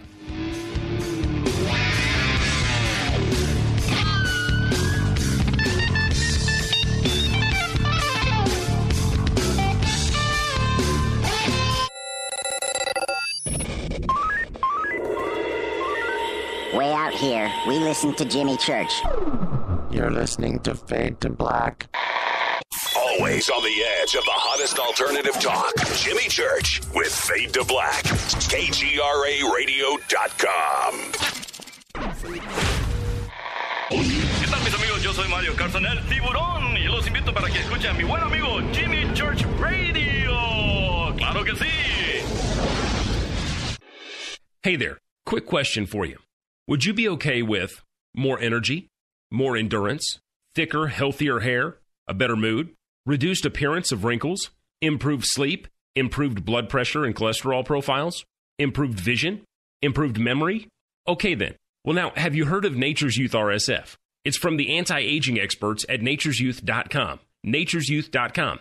See, at Nature's Youth, they understand exactly what it means to provide top quality health products. And Nature's Youth customers not only improve their health, they know they're also providing their body with the right nourishment to maintain that peak performance and fight the aging process. If health, wellness, and nutrition are what you desire, choose Nature's Youth RSF. I did. You see, you're going to get older. It's just up to you how you feel when you get there. Get started today. Nature's Youth RSF. Simple to use, simple to order. Go to naturesyouth.com. That's naturesyouth.com. naturesyouth.com. I was introduced to this remarkable product, Balance of Nature Fruits and Veggies, and to say it's amazing is an understatement. Balance of Nature provides the nutrients of 9 to 11 servings of 31 different whole ripened fruits and veggies per day, and the cost to the consumer for 9 to 11 servings is about 22 cents per serving, as opposed to over $1 in the store. Balance of Nature Fruits and Veggies helps boost the immune system by over 720%, and they also provide a health coach for you at no charge to guide you with any questions you may have. And you can also visit their website for testimonials on balanceofnature.com. So take steps to give yourself better overall health and call them now, toll free at 800-246-8751. That's 800-246-8751, or go to balanceofnature.com right now. Make sure to let them know you heard it here by using promo code TALK for a special discount. That's balanceofnature.com and use promo code TALK. You are listening to Fade to Black with Jimmy Church on the Game Changer Network.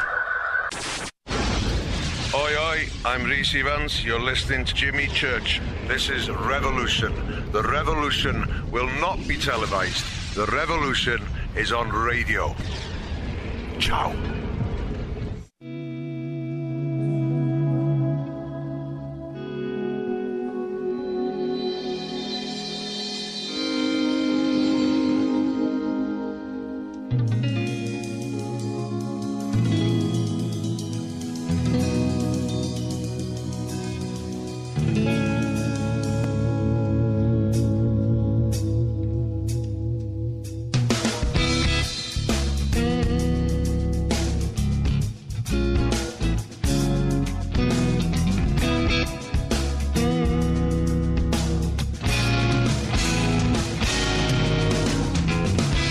All right, welcome back. Fade to Black.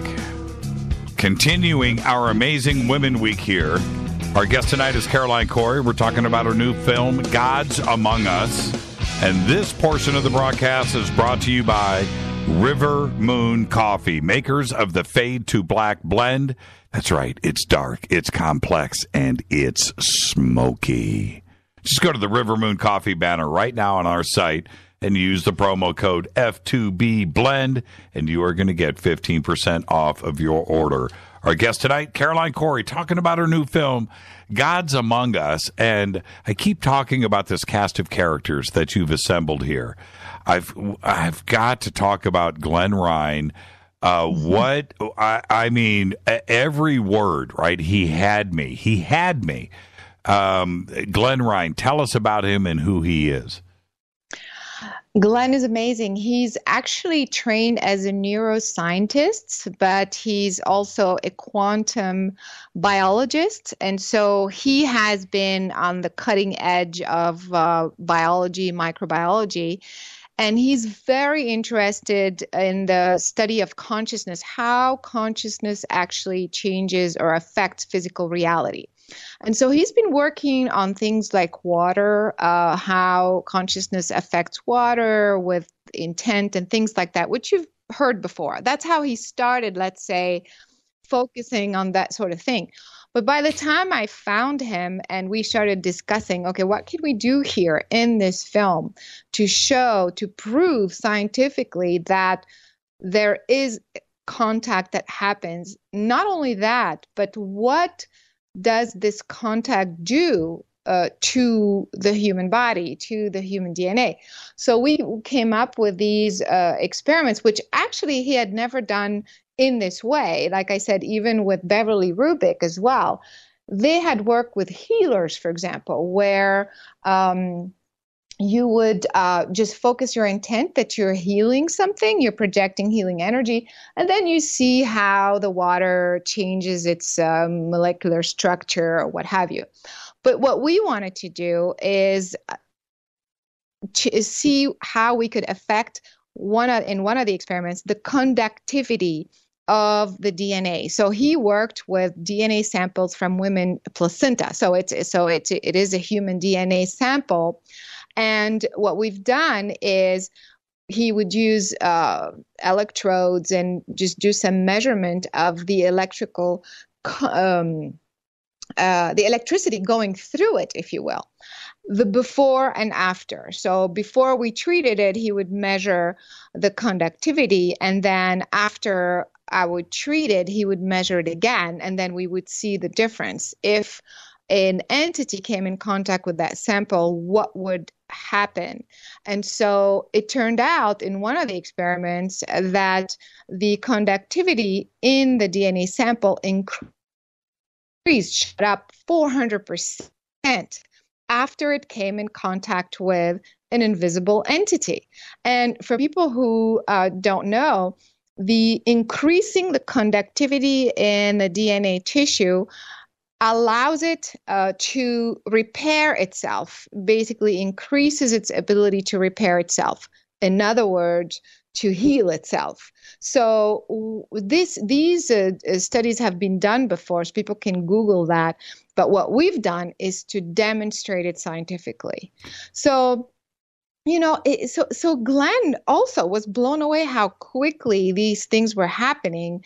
We would just be bringing that entity, and then he would just be measuring it, and just kind of things were showing up. So he was so excited about that.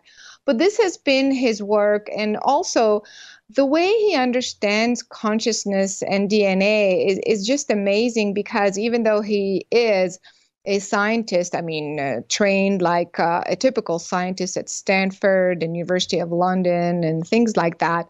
But I think even we pushed him to the limit with these experiments as well. And he explained something very interesting, that the DNA, which is usually two strands, that people think of the DNA as two strands. Well, he said that when we do these sorts of experiments, the DNA changes its shape. It becomes toroidal, which is very interesting, because for people to understand the shape of a torus, it's a coil. It's a coil, as opposed to right. So imagine that your DNA, when you raise the conductivity and you raise the frequency, it literally changes its shape. And when it becomes a toroidal shape, a torus, you then are able to bring down higher dimensional realities into your DNA, inside your DNA. So, I'm simplifying this. I'm just kind of coming to the conclusion, but he's actually been able to demonstrate that. And these are the types of experiments that we've done, which is mind-blowing. Nobody's doing that sort of stuff. Yeah, and it's on camera. And I want everybody to understand there are some moments here through a couple of these experiments where when you're watching these scientists have their minds blown, and it's happening on camera. It's a pretty trippy thing to go through. I was just astounded that these things were happening, and in such a positive way. Was it Glenn that mentioned the altering of DNA could have only happened from somebody, that it couldn't happen naturally? Was that Glenn's comment? Yeah, exactly. He said, well, because he's measured, like we measure it before, the control sample is measured like 15 different times. Right. And it's actually, and it's all, there's also a database of all the different samples that were taken, the different, what happened in the previous samples. It's a whole scientific study. It's not something that was casually done. This was a serious scientific experiment. And so when you do that, then it's not an accident, and in fact, that's what I wanted to do. I said, Glenn, we can't go out there and just do it halfway and people are going to say, well, maybe this was a fluke. Right, I said, right. Fluke, because that's what people are looking for. Some people are not going to we want to bring the truth, but in a real scientific way, tangible way. That's what the film is about, not just talk. And so I grilled him with questions. I said, how do I know this was not a fluke? How do I know the other sample? What is the database? Tell me about the data. I mean, I grilled him with these questions to make sure that this was accurate information. Yeah, and his reaction to that, again, when everybody watches the film, I hope they have the same trippiness that I was going through. He was comfortable in his answers, but he was uncomfortable with having to say what he was saying because of the results of the experiments. Right. And the implication. Right. Because it's like, wait a minute, did we just demonstrate that? Yes. Well, this just happened, and this then means that, you know, entities are changing, you know, I mean, it's just like crazy. So, yeah. And in fact, he said this is a scientific discovery because it hasn't been done before. So what's very exciting is we got this on tape. So it's in the film. But what also, you know, I wanted to share with you as well is that because of this, now we are conducting more and more experiments. So we're planning a series of experiments to go further with that discovery, and also for the next film and the next film, so that, okay, we didn't just demonstrate scientifically what happens when you come in contact with an invisible entity, but what if we could identify which entity it is according to the frequency. You see what I mean? So now we're talking, wow, I mean, like so many different ways we can go into this scientifically. So it's becoming very, very exciting. But yeah, his reaction was amazing. Well, he's got peers that are going to be, you know, he's got friends that are going to be watching this film, and he needs to be accurate in what he is not only producing as far as these tests go, but how he presents it. There can be no error or no zone for error here. Reputations are in play, not only for you, but for the documentary and for Glenn and Harry and Beverly and the others that appear in the film. Yeah, exactly. And so what we're going to do is we're going to publish a scientific paper. Once we're going to continue with phase 2 and phase 3 of that experiment, and then publish a scientific paper. So now we're talking some serious, acknowledgement even from mainstream science. So it's very, very exciting. Now, you mentioned black holes earlier. Now, again, for everybody, yes, this was discussed in the film. I want you to expand on that and how that was presented. So I actually understood the meaning and the significance of black holes myself at a very young age. Because I could tap into that consciousness, if you will, and see what happens at a black hole. But in the film, again, I wanted to bring the physics of that and how that is part of consciousness that could be part of the answer to telepathic communication, to teleportation, to UFOs. And so that's why I really wanted to have Dr. Shield, who is an expert from Harvard, expert on black holes. And he actually explains in the film from a physics standpoint how the surface of the black hole can actually store information.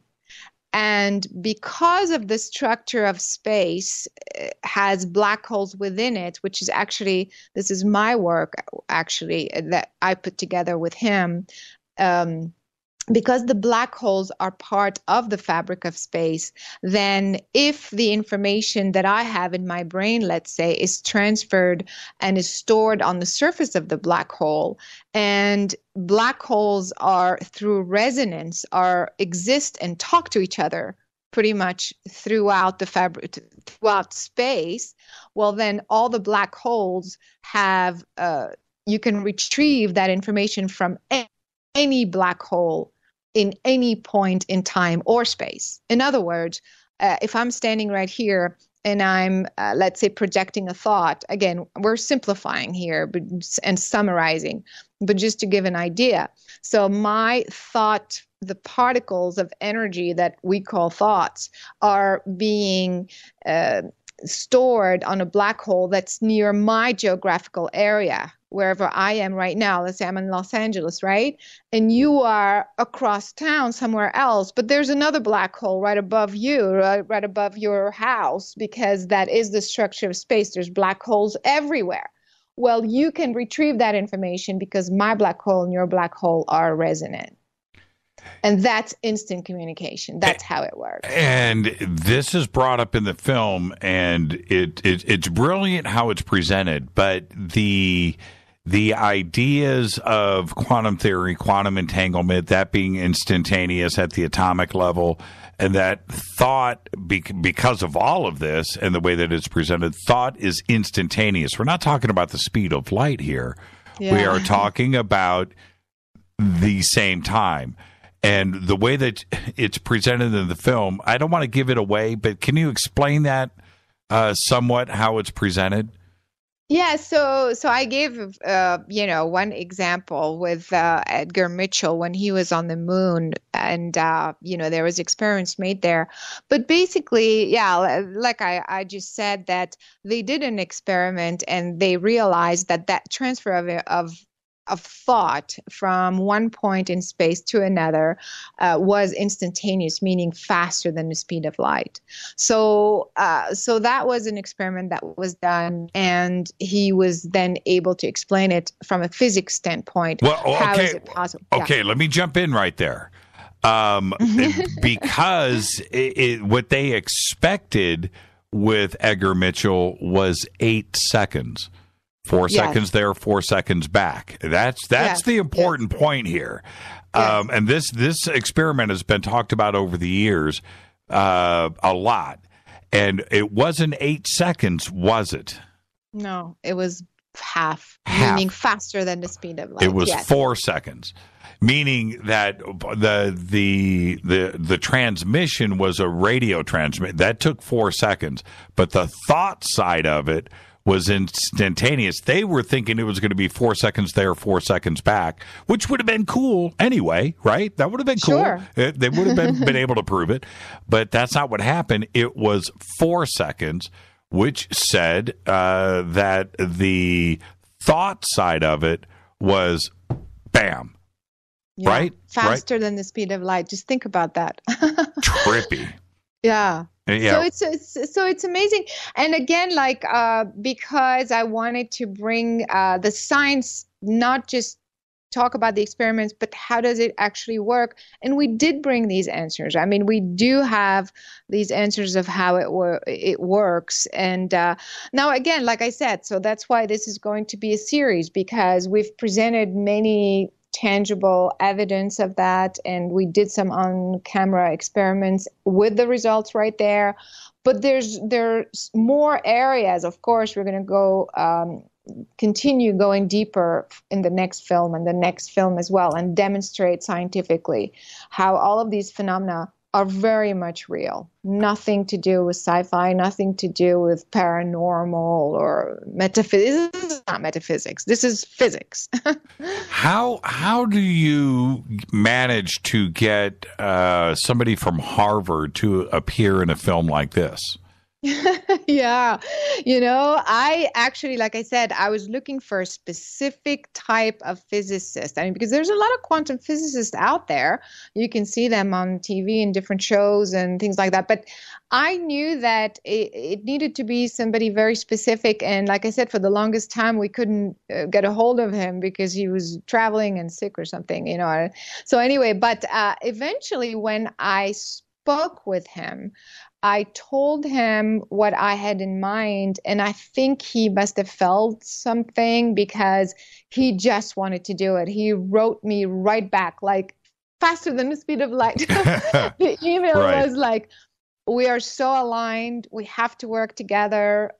Call me immediately. Here's my home number." And since then, we've totally connected, and we've done, as you know, the interview and all of that with him. And since the film actually now this is another massive discovery, and what we're working on together after the film is over, which is now we are working on mathematically demonstrating how the structure of space is configured. Because of the work that I have done on the planetary grid that I shared with him, and his knowledge of black hole physics, we're combining these two things, and we are kind of working on the mathematical, the algorithm and the mathematical equations that demonstrate the actual structuring and patterning of space itself and consciousness. Do you think that this is going to open up for not only Harvard, but other colleges across the country, that they need to start to scientifically look at this, because there is something going on and we need them? Yeah, I mean, this could be the beginning, but, you know, he was the first one to say that he's been struggling, you know, especially being at Harvard, struggling with his peers. Nobody would believe him. But he also was someone who was dragged into this by John Mack. From Harvard. So he was exposed to it because of that in a direct manner. They were conducting experiments together. And so, which was interesting. It's kind of his path, you know, already took him in that direction at a young age in Harvard. But he tells me that up until today, the majority of the scientists just won't listen. But as we begin to publish these papers and show more films, maybe eventually. I mean, we're definitely onto something very, very real. I mean, we're no longer just talking theories here. Do you think that, were you able to find out, did he or Harry or Beverly or Glenn, have they ever seen anything strange in the sky? Do we have that going for us? You know, which is interesting, yeah, because I asked them that question, have you seen an ET? Have you? Because when you hear them talk, they are, like I said, mentioning cosmic intelligence and cosmic, you know, the cosmic mind. There's another one that we didn't mention, who is more common, Dean Radin. I think more people are familiar with his work. Sure. But I am interviewing them separately, so they don't know what the other scientists said, right? Right. And each one of them in the interview is talking about the cosmic mind and the cosmic intelligence, like using the same words. And I'm saying, wow, I mean, it's amazing how they are starting to use that vocabulary. They're starting to tap into that same type of information. And then I asked the question, well, have you? So they're very convinced. They're talking about it with passion, and they are researching it and totally into it. Like I said, like you said, they wouldn't give me the time of the day. I mean, how would a scientist from Harvard, you know, why would he want to get involved with something like this, right? Because they truly believe it and they're truly passionate about it. And then when I asked them the question, well, okay, so have you seen an ET or a UFO? And none of them have. Isn't that interesting? Well, and it almost, if it was me trying to contact them, even like to come on this show, I feel like I would have to mislead them, right? have to fool them, but they knew exactly what this film was about and what they were getting into, right? Yeah, of course. And I couldn't hide it, because you have to do it officially. I mean, they have to sign release forms. They have to know the title of the film and what it's about and where it's going to show. You can't just show up and say, hey, would you do an interview? It's very official. And in fact, I couldn't release the film in an official manner if I didn't have that sort of very, standard legal and everything else. So I had to be very upfront. And at the end of the day, I was like, you know what, if I'm going to start to sugarcoat it and make it sound this way or that way, that's not the truth. And then what am I going to get? I'm going to get half of truth. You know what I mean? Right. So I just put it all out and I said, it is about this. It's about extraterrestrial contact, but also otherworldly intelligence, basically how humans come in contact with any sort of entity, and we're trying to prove the existence of that or the truth of that or the science of that, and none of them said no.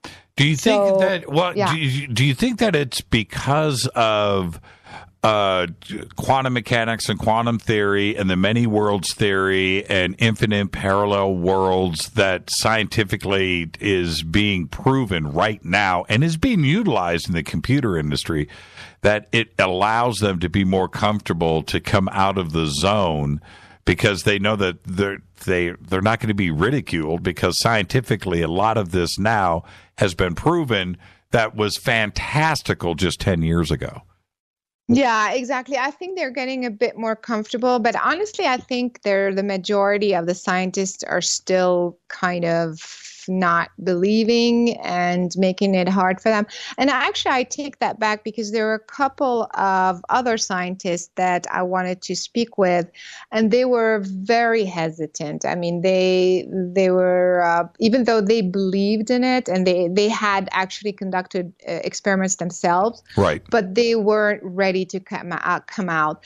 And, I was just wanting the folks that were ready. I wasn't going to, waste my time also.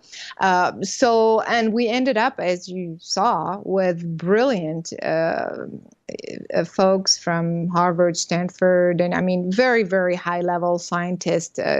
It's so exciting because they are so knowledgeable, and yet they get so excited when we were discovering that the paranormal is actually normal and being demonstrated scientifically. It's just amazing to see them react this way and be part of it and want to do more. Well, so I'm going to keep working with all of them. Yeah. After this, yeah. You did a little Freudian slip there, about them coming out, right? Coming out of the closet. But once they do, all hell breaks loose, right? Because now they're free. Exactly. And I think those who were ready felt amazing. Like it was kind of like a relief. Finally, I said it. That's it. Right. I totally got that from Glenn. Well, and I want to talk about Harry and Beverly. We've kind of ignored them a little bit, and then we'll jump around and I've got to talk about Mary, because she was absolutely fantastically brilliant in this film. So let's take a break right here. This is Fade to Black. Our guest tonight, Caroline Cory. Yes, we are talking about her new film, documentary. It's called Gods Among Us. You can see the trailers and everything. We've got the links up right now in Twitter and on our website. More with Caroline after this break. Stay with us. Hi, everybody. This is Rob Halford, the Metal God, on JimmyChurchRadio.com. KGRA Radio. Intelligent talk.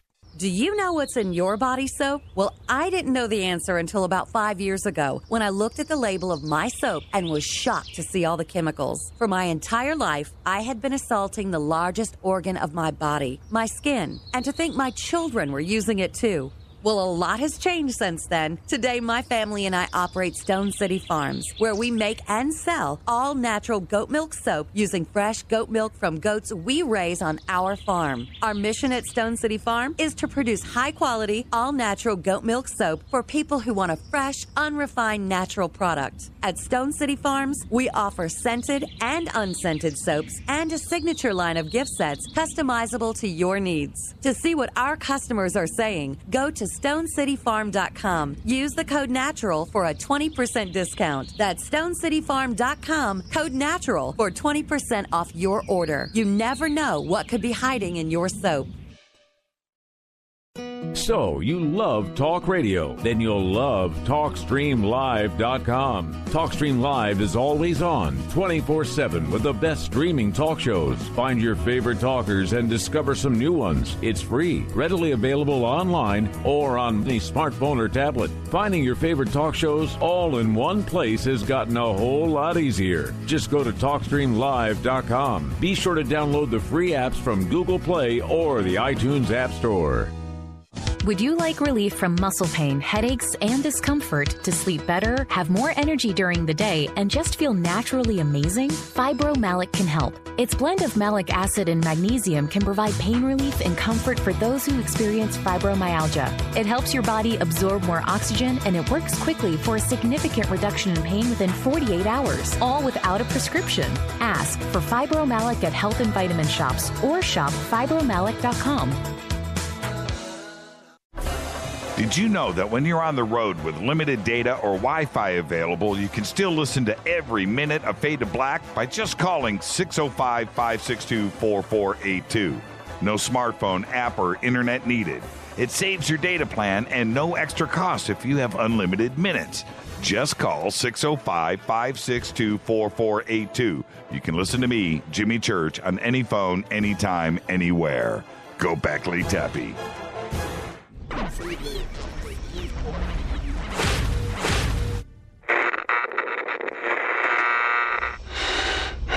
You want to know a secret? I love ponies. I really love ponies. I'm serious. I couldn't stay sane without ponies to brush. Why Fade to Black? Because you never got that pony, damn it. This is Fade to Black with Jimmy Church on the Game Changer Radio Network and KGRA, the Global Radio Alliance.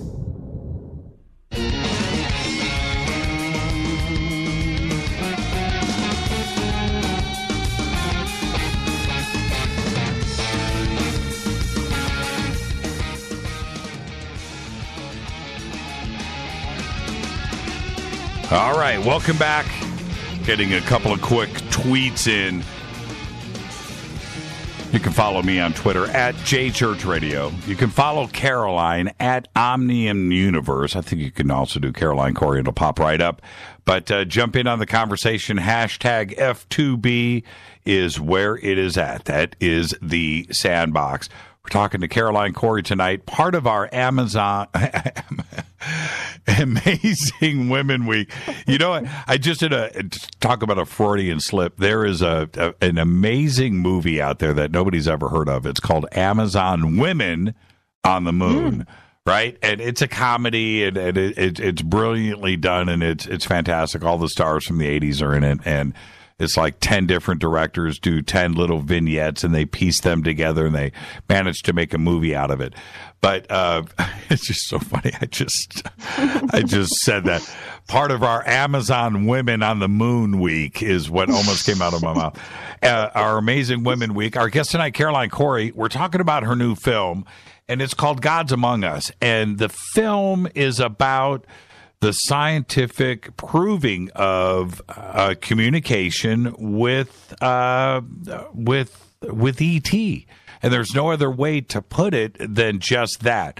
And she has put together not only a great scientific team behind this, and some of the researchers that have been doing this over the years, but also a couple of new contactees that we've never heard from before, and we spoke about them, Zach and Antonio, two 19-year-old young men. I'm not going to say kids anymore. I'm going to say young men that are absolutely amazing and a big central part of this film. So that's what we're talking about tonight. And I want to move on to Mary Rodwell. Mary is somebody that we all know and love, but her part in this film is central. It's absolutely central. And she spoke. She's always well spoken, but she spoke on subjects and certain things that I've never heard her speak about before. And again, was this talked about in advance, or did this just happen on film? Everything was pretty spontaneous. I think we were guided as well. I mean, I had an idea, the types of questions I wanted to ask, but what she was going to say, where she was going with the answer, we didn't know. We just kind of went with it. And that's part of documentary filmmaking is sometimes the person brings up, because it's unscripted, as you know, and it's not rehearsed. And so, it could go in so many different directions. But I think we were really guided. I mean, something was happening also on the set. The energy was extraordinary. I mean, we could feel a very high vibration all around us, and we could feel that the information that was coming out, the results of the experiments, what the scientists were saying, I mean, it was just very divinely guided, I want to say. So some of the stuff, yeah, she's amazing. I love her. She's great. And how about some behind the scenes stuff with Mary? Did you have a chance to sit down and talk with her candidly? Actually, we didn't, because I caught her while she was in Los Angeles, and so she was between two presentations or something. So we brought her to the studio just to film that, and so we had a few conversations while the camera was setting up the lights and things like that, but nothing too profound or anything like that. It was very casual. But, she's kind of like Zach in a way that on camera or off camera, she is so powerful and beautiful and so positive. And that's what I love about her. And that's what I like about this film, is that we are really talking about the other aspect of ET contact that's not really well talked about. Not that it's a positive that they're here to help us, but more. For example, in her case, she also works a lot with parents of young children, and she is starting to see these kids come out and talk galactic languages and write all sorts of star languages and things like that. So she is going with that experience as well, and I think that's what makes her so interesting. And Barbara Lamb, and she's great. She's absolutely great in the film. And you were in England with her, right? Yeah, I happened to be in England while she was there. I was doing something else. I went to film something else, and she happened to be there at that time. And I thought, wait, why are we going to go back to Los Angeles and film it in a boring, office space or something, or someone's living room? Let's film it while she's out there and while we're doing the crop circle thing. And so, but what I ended up using in the film, as you know, was probably something that most people don't know about Barbara. I mean, I don't know if she's talked about it a lot, but usually she talks about the crop circles themselves, what they mean, and all her research. But I also wanted to bring in the film her personal experience as a contactee as well, which is an amazing story, I thought. And so it ties it all in with the crop circle research as well. I thought it was kind of interesting as well. And then we have David Jacobs. And now we have, and David's great. David's great. Mary's background and her experience with all of this, which goes back so many years, and her connections to other people are profound. Barbara's been researching contactees and crop circles and so forth for forever. I have no idea how many regression therapies she has done, but it's in the thousands, right? Yes. So it is a wealth of knowledge that is something that we need to treasure and tap into.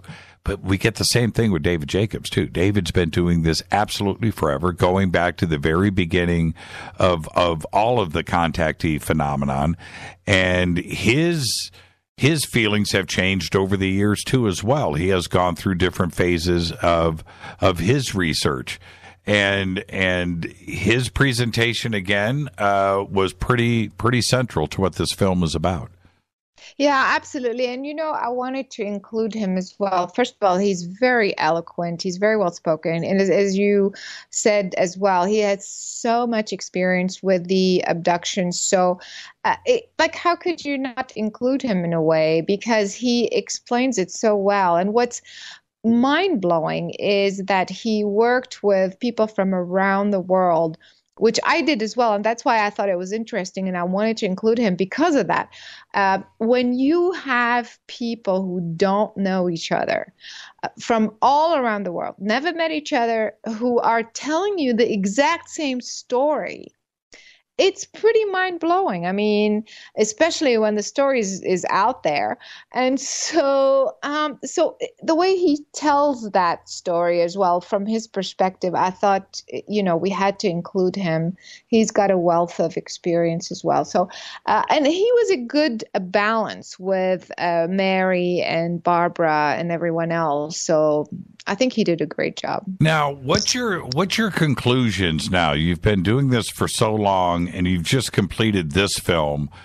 What is your conclusions about the contact that is being made around the world? Certainly, when you meet with Zach and Antonio from another generation that is so far removed from you and myself. We like to think that we're cool, but we're not Zach and Antonio's generation. What does this start to tell you about the contact that is happening around the world? Is there something about to happen? Oh, definitely. But I think also maybe you're asking about the disclosure, if possibly, that's what you're insinuating. Well, that's part of it, certainly. But there is something going on.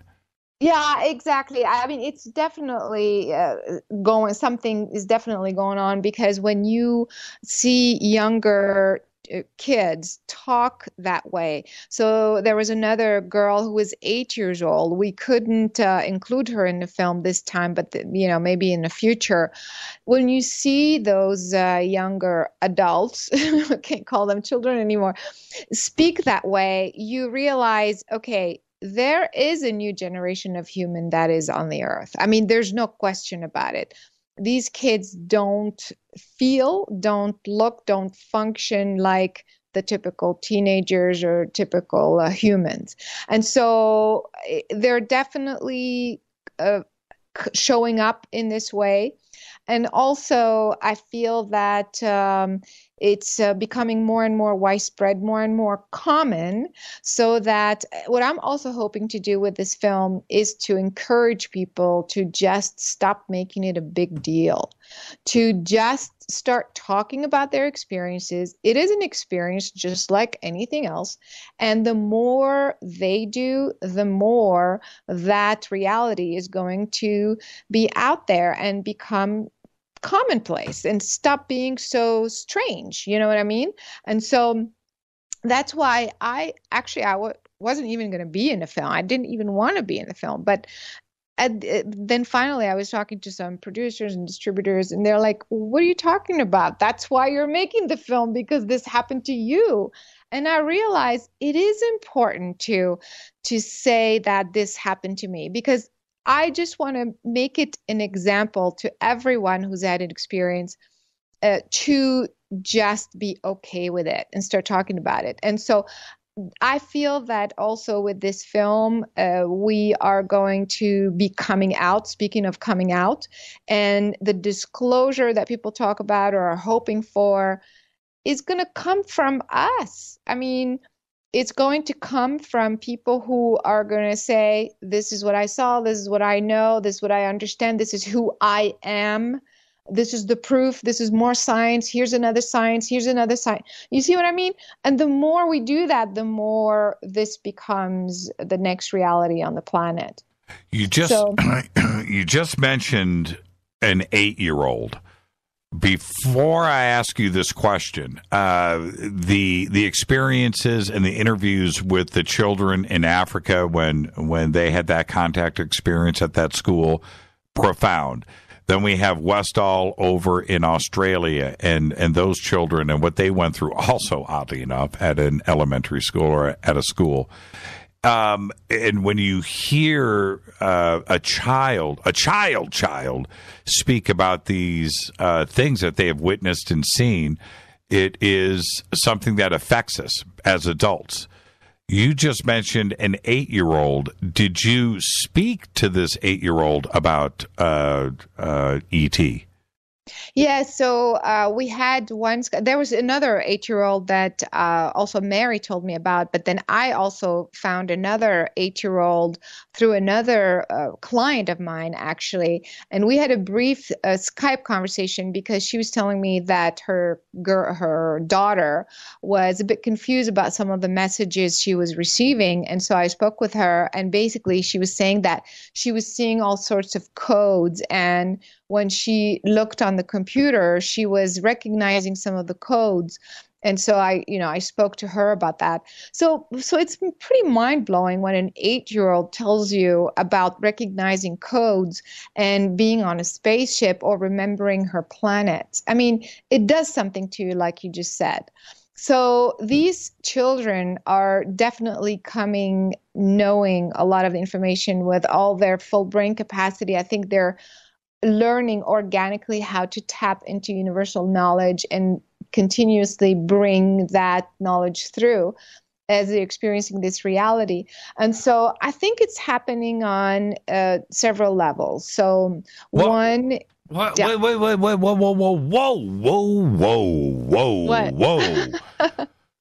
This 8-year-old, what the communication, this 8-year-old was seeing symbols, was communicating with ET, and went to her parent, or I'm saying her, I don't know if it was and I don't. Okay, it is a girl. I don't want to know the specifics. 8 years old. Let's keep that out of the play. But went to her parents and said she has made contact with ET. Am I understanding this correctly?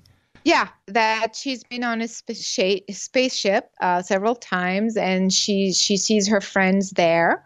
And there are other children her age, which actually Zach talks about that in the film He does as well. briefly. Yeah, he does say that.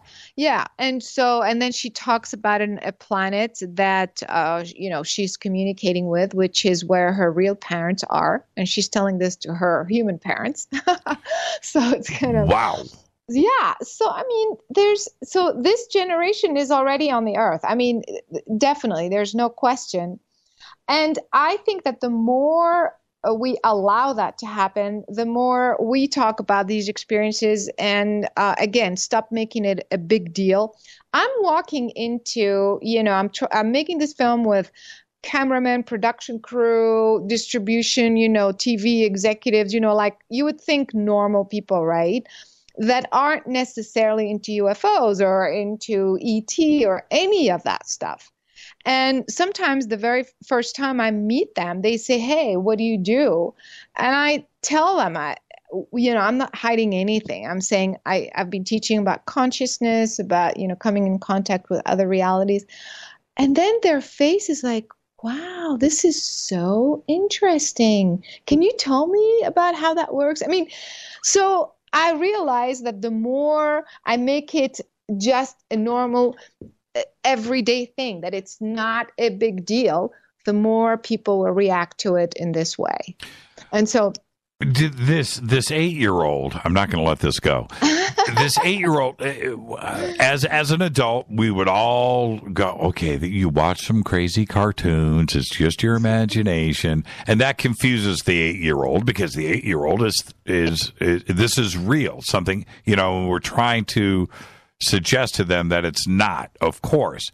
But her parents, were they contactees? Did they speak to this, their daughter about this? Or were they not contactees, and this is how do I say this? Somebody that didn't hear this from somewhere else?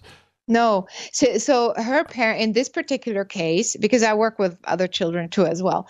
But in this particular case, the parents were not contactees at all. Wow. No. Like they, but the mother was very open. Like she was obviously guided, to not shut her off or like kind of tell her to stop talking about it. Right. And somehow she found me through another friend. So kind of she reached out through someone else. And explained it to her. So in other words, the 8-year-old was not, didn't have any prior knowledge, or her parents weren't into it or anything like that. The father is kind of a little bit out of the picture. Like, he's kind of there, but not so much paying attention, letting it just happen the way it is. Right. So, yeah. Is there a legal issue with speaking with somebody that young on camera? Yeah, we can't. And they're not in the film, but you have to have the parents' permission. Well, certainly you do, but I mean, beyond that, I mean, it's just, I'm almost uncomfortable talking about it, and I've never even met this child. You know, that's what I'm saying. Yeah, so I've had some meetings with production companies about different shows like that. And one of the idea, actually, with the television network, they wanted to do something along those lines. And then eventually the network said, no, it's just too complicated because there's so many legal issues attached to it. And then we don't want to. And, sometimes we're trying to do the right thing. We're just bringing out the truth. But it's always there's always some group that's going to say, oh, you're exploiting children. Yeah. Think? And the thing is, I didn't look for it. It came to me. If people are looking for help. Right. They don't know what to do when the child says, hey, mom, I can read these symbols. And, and so when the mother said, well, how can you read them? What do they mean? And she'll say, well, this one means home, and this one means a tree or something. You know what I mean? Like, so the mother's going like, what's going on here? So, I mean, the parents are looking for me to help them with that. So it's not like we're out finding children to make up stories. It's not like that. Yeah, when you think about things like the beauty contest with the it's totally like the parents living out their fantasy that they couldn't do when they were kids, right? And so they're doing it vicariously through their children. I think is painfully hard to watch and to witness, but they are actually out there doing this, right? You don't put makeup on a 5-year-old girl and put her in a evening gown, but the same vibe, even though it's not direct, but the same kind of exploitation would come out from critics out there if this was happening with children that young talking about being a contactee with ET and making a film about it. I can only imagine the inflammatory things that would result from something like that. Yeah, so that's the reason why I think, especially networks, they're pretty traditional in their way of producing and marketing and things like that. And always, of course, there's a fear factor of lawsuits or what have you. So they're always, we have all these amazing ideas, and then we shy away from it. I mean, they shy away from it because of that. But I think going back to, what's happening on the planet, I think that's why also I started a community on the website, godsamongus.com. We created a new page, and I'm also working with Rebecca Hardcastle. Oh, we forgot about Rebecca. Yeah, Rebecca, I'm so sorry, Rebecca. I apologize. Yeah, she's great in the film. I completely spaced that. She's amazing. I love her. So we are putting together. Actually, we started already this sort of community of contactees and experiencers to just to offer support if they just want to tell their story or find others like them in their area. Or groups in their area. So we're creating this interactive map and groups so that people can start to connect with others, and also the parents of children who have children like that to find a place to connect with these groups locally. And we're going to start also facilitating some online workshops for that as well. So, we're going to do like support groups online, maybe just to help people figure out what's going on, Do you anticipate this being released into theaters? I mean, I know that that's always the ultimate goal when you write and produce and direct something like this. But is that possible? Because this would, I think, speak to the lowest common denominator out there, people that have no idea that this world exists. But it would help, I think, that they would understand the film. Yeah, so there's a possibility with the distributors that we have, but it's usually limited release. Right. That's how it works. So it's definitely possible. It's costly, but we can. But I think it's still a bit of a myth that it has to be in theaters to attract the mainstream audience. For a short time, yes. But ultimately now everybody's turned to the internet, as you well know, the Netflix, the Amazons, and things like that. So the film will definitely make it on all the platforms. And if we decide to do it, to do a theatrical release, we will announce that for sure. It will be limited, but still, it's still interesting to have that platform as well. In the meantime, we're having these private screenings. They will be they're posted on the website. As soon as we book a theater, it'll be out there. We'll post it for sure. Yeah, so you've got Manhattan. That's going to be at the Soho Playhouse. You've got that up here. I'm going through the website. Everybody go to godsamongus.com, go to events, and everything is listed there.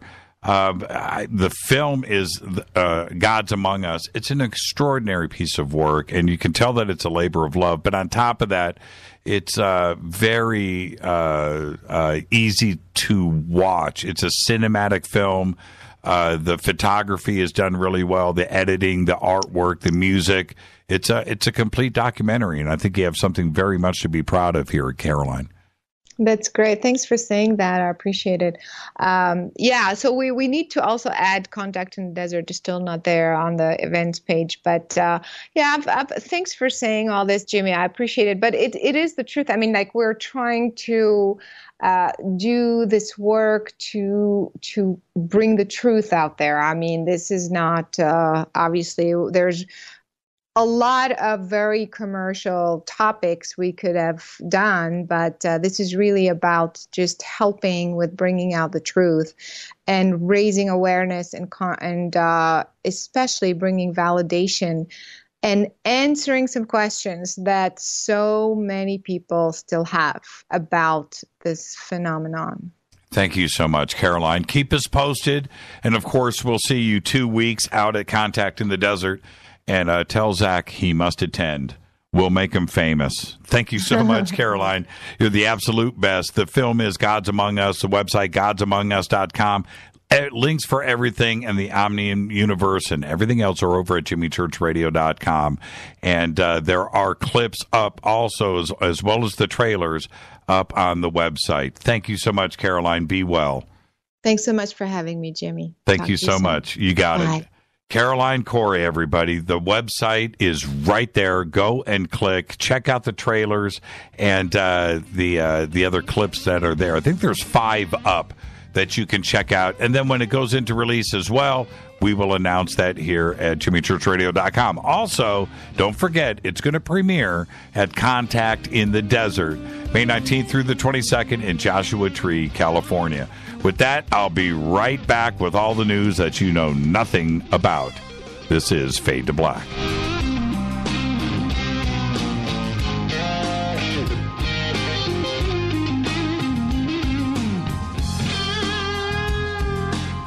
Hey, what up, y'all? It's your girl Vivica Fox here, and you are listening to my boy, Jimmy Church, on jimmychurchradio.com. Despite popular opinion, reading a book will not make you smarter. But listening to Jimmy Church will. Balance of Nature's fruits and veggies. I had gout in both my knees, and it's gone. Well, I'm pretty stupid. I should have ordered it 15 years ago. Best thing I ever got in my... It's the most effective product that I've ever bought in my life. He had eczema on his hand, and it cracked for years. He did anything from doctor, every cream, everything. And 3 months on the veggies and fruit, it was gone. They're just awesome. They keep asking me, what am I doing? I told them what I did with my cholesterol. I had the blood test, right? and it went down 100 points. 262 now, it's 162. Everything is just perfect. Call now to find out how to get your free month's supply of Balance of Nature. Call 800-2468-751. That's 800-2468-751. Call now, 800-2468-751. Or go online to balanceofnature.com. Use promo code TSL. Would odors, mold, and mildew describe your basement or crawl space? It doesn't have to be that way. Transform them into a fresh, healthy, usable one with the technologically advanced Wave Moisture Control Units. The computerized operation maximizes moisture control and also expels harmful radon, combustion gases, and numerous other pollutants. Dehumidifiers are old technology that do nothing for air quality and waste energy. Wave units are intelligent, self-monitoring, do not need maintenance, and will save you hundreds in electricity. Wave units are still running effectively over 15 years. They've been tested and installed in public and military housing and by property managers nationwide. Buy a unit now, and if your home is not fresher and drier, you can return it for a full refund for up to 12 months. What have you got to lose? Call now. 1-888-618-WAVE. 1-888-618-WAVE. Or visit mydryhome.com. That's mydryhome.com. Wave Home Solutions for a healthy, comfortable home. What's up, Fadernauts? Studio Dome loves Fade to Black and the F2B audience so much that they have put together the ultimate stereo Bluetooth system. They've done it just for you. Man, check this out. The Studio Dome SBB2 stereo system is here. It's featuring 2 Studio Boombox 2 SBB2 wireless Bluetooth speakers, packed in its own custom hardshell case. This Studio Dome system features the very latest in stereo Bluetooth technology. The 2 full-range boomboxes are in true wireless stereo. You've got to hear this. It's amazing. It's just $129, and use the promo code JCRTWS, and you'll also get free shipping. It's simple. Just go to jimmychurchradio.com, click on the Studio Dome banner. Go Beckley Teppy.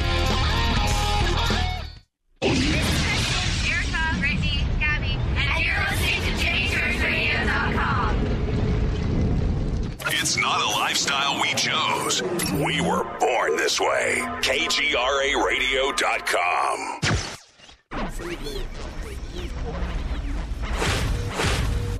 This is KJCR at JimmyChurchRadio.com.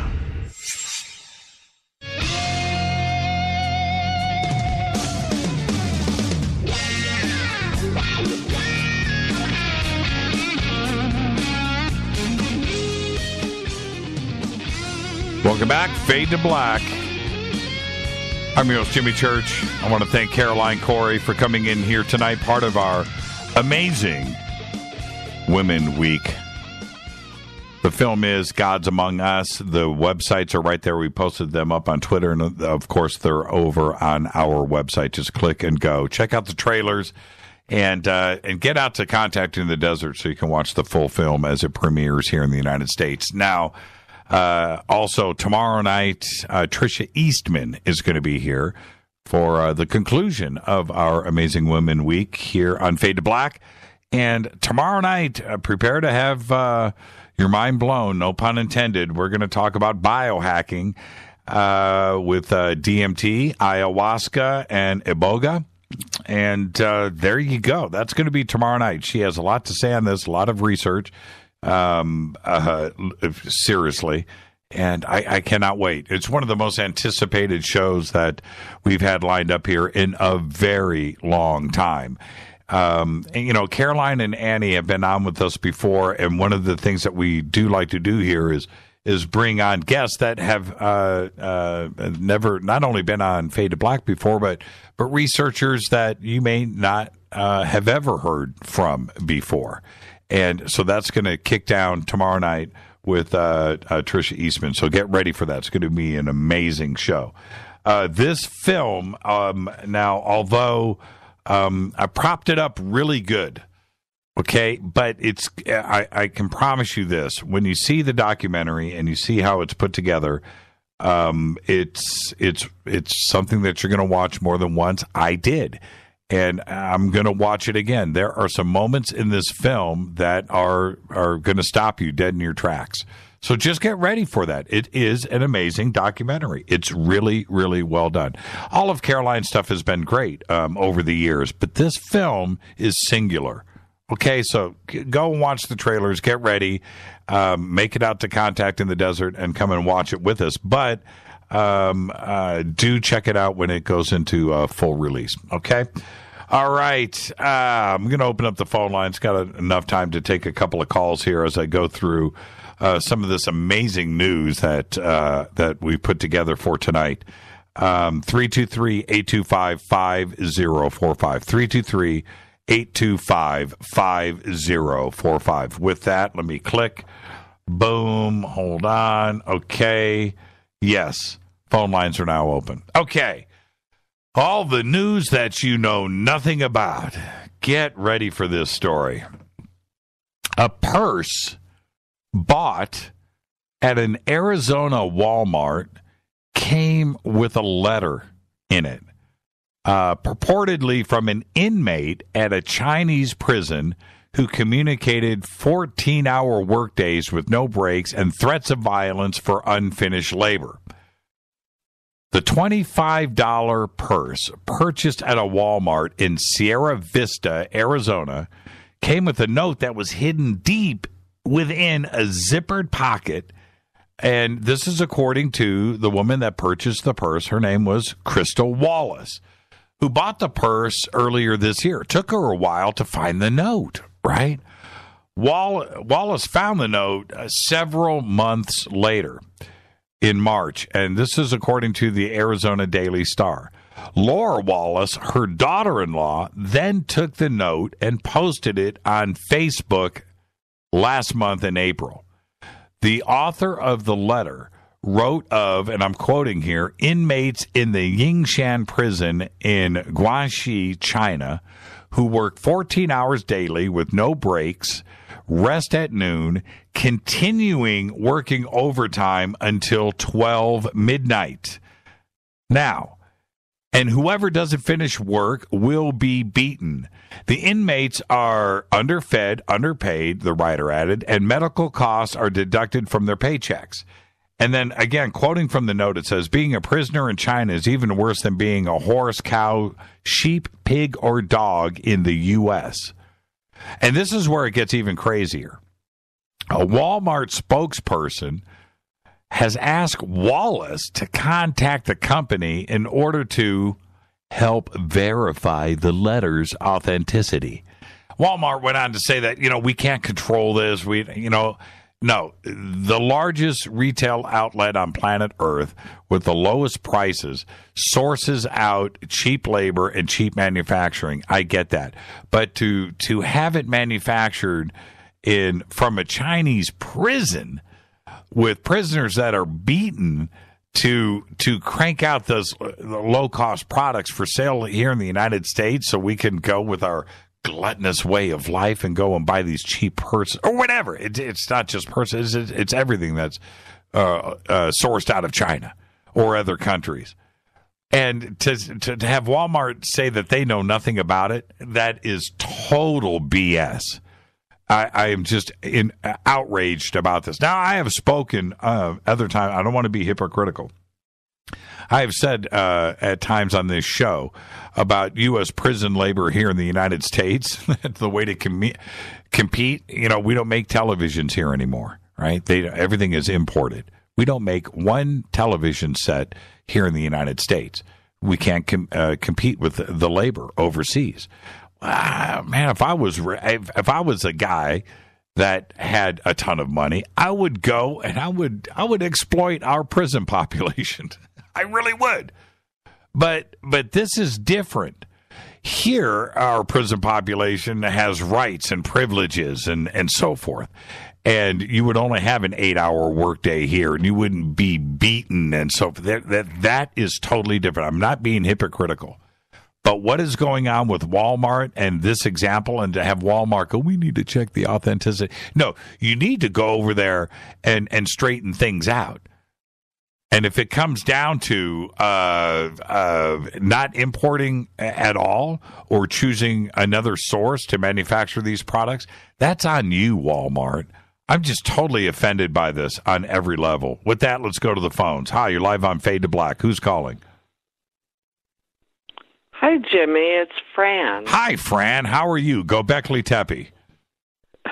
Yeah. I have a question. What do you mean, yeah? You just go Beckley Tepe. Yeah. I know that you did. Of course I did. Okay. All right. But all right. Go ahead. Here's the deal. I have a very old cassette tape of Zechariah Sitchin from back in probably 94, 96. Right. Somewhere in there. And what I was wondering is if you have a cassette player that you could bring to CITD so we can play it. Interesting. Wow. I retired my cassette All players. Of us have done that. You know what? I'm not kidding. I have boxes of cassette tapes of, from music that I did in the 80s and 90s and bands and stuff. I took all of those with one of my cassette decks that was on its last legs. It was a nice one too, a Nakamichi. And it was starting to crap out and I knew it. And probably back in 2001, 2002, 2003, I went and archived all of that stuff on the hard drives and then burned CD copies of everything. So I had them because they're deteriorating. And not only that, but it's the ability to play back, get a cassette player.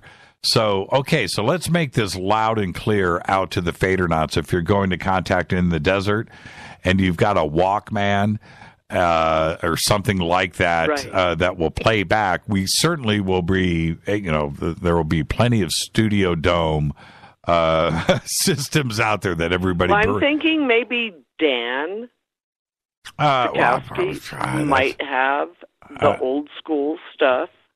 Yeah, I would even think Rick Sinnott, maybe. Yeah. So, Rick. Yeah, so might have it. Well, the Fadernauts out there, if you really have a cassette player that will play back and not damage this tape, I would like to hear it. Where was it recorded at? Where was he speaking? He was down in south of Phoenix at the what's it called? Okay, well, so it was Phoenix. I can't think. It's the mountains down there. Okay. Down south, the Estrellas.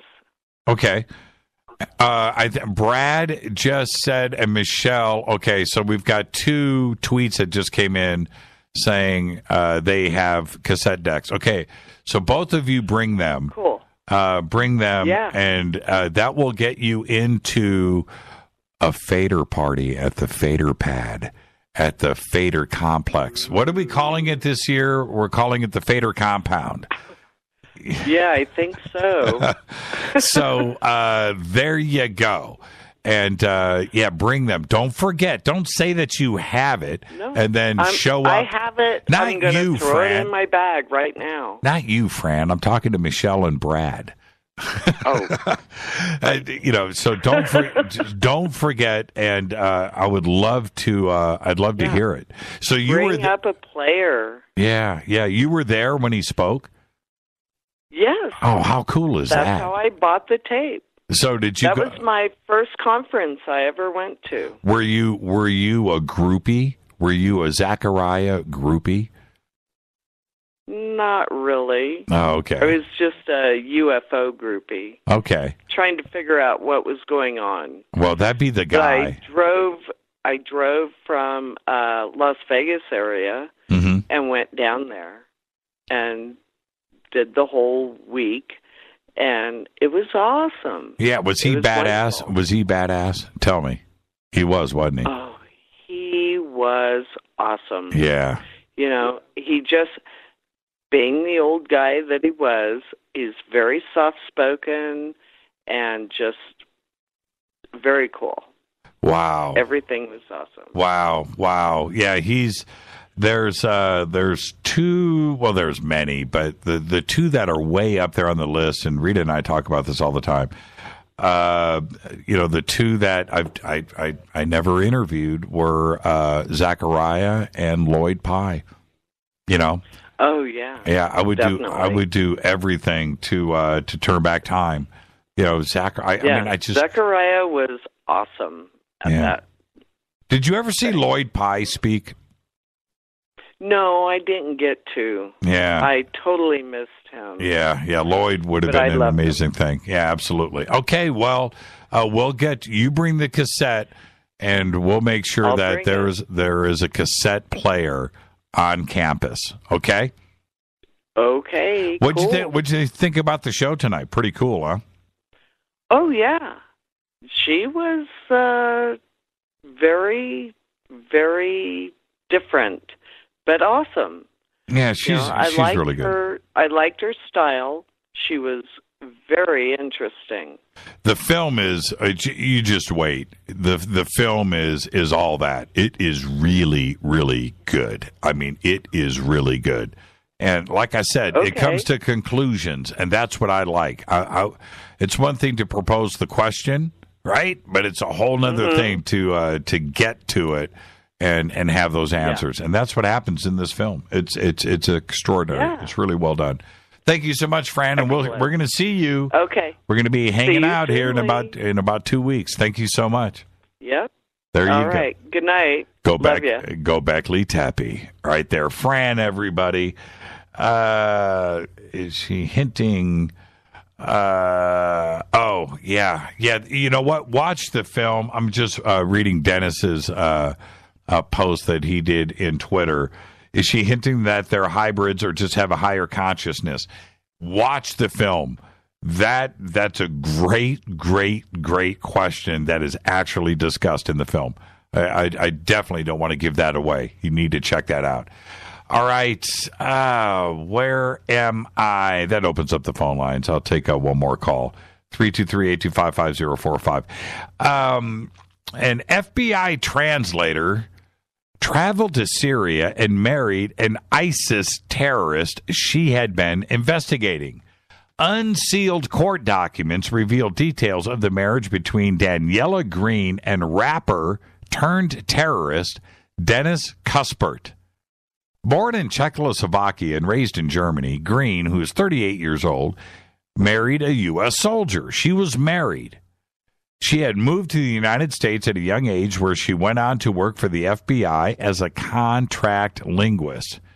In January 2014, Green began investigating an individual who is, in court documents, individual A, quotes, identified as Dennis Cuthbert, 41, a German ISIS terrorist seen in propaganda videos where he was even holding a severed human head. Now, he was a former rapper known as Deso Dog. Cuthbert enjoyed minor success in the music industry, including opening for rapper DMX. Now, after a car accident that left him close to death back in 2010, he quit rap, quit the music business, and converted to Islam, producing Islamic devotional songs, including one that even praised Osama bin Laden. Some things you just can't make up, right?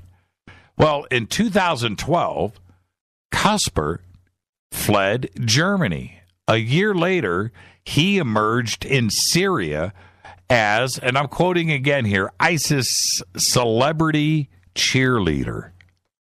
And this is according to the Middle East Research Institute, the MEMRI, right? They're called MEMRI.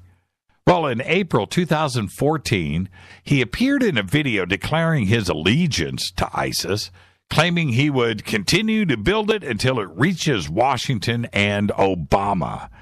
And in the video, as he said these words, he did the throat-cutting gesture, on camera. The video then showed Cuthbert holding a severed human head, and he claimed that it belonged to a man that was opposing the terrorist group. Now, it's unclear now when Green, who identified several of Cuspert's online accounts as part of her investigation, it's unclear when she began communicating with this guy. Well, in June 2014, she told the FBI she was traveling to Germany to visit family, when instead she made a beeline, took a right-hand turn, and flew directly to Turkey. Then she crossed the border into Syria, and then turns around and marries Cuspert while she was still married in the United States. Now, is this crazy? It's crazier. She discussed her situation with an unidentified correspondent via email, in which she expressed regret at her actions and recognition that she had broken the law. And in one of the emails, I'm going to quote her. She said, quote, "Not sure if they told you that I will probably go to prison for a long time if I come back, but that is life. I wish I could turn back time some days," end quote. Now, is she saying there that she regretted marrying Cuspert?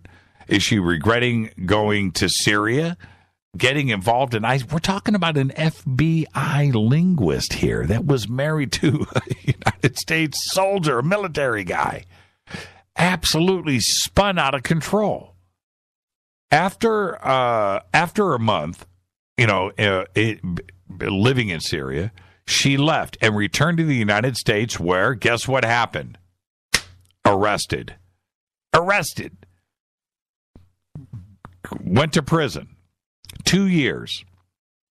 She got such a short sentence because she was credited by the prosecutor for her cooperation with authorities. The Pentagon reported that Cuspert, right, the German rapper holding up human heads in videos, their celebrity dude representing ISIS, the Pentagon reported that Cuspert was killed in a U.S. airstrike back in October of 2015. But then, 9 months later, they had to reverse everything and said that their assessment of the strike was wrong and that Cuspert, the ISIS rapper, had survived. Now, here's the end of the story. You gotta love this. Green, the former FBI agent, convicted felon, and ISIS wife, now works as a hostess in a hotel lounge at an undisclosed location. What a crazy life. You got to ask if it was all worth it. And think about her husband here in the United States. Unbelievable story.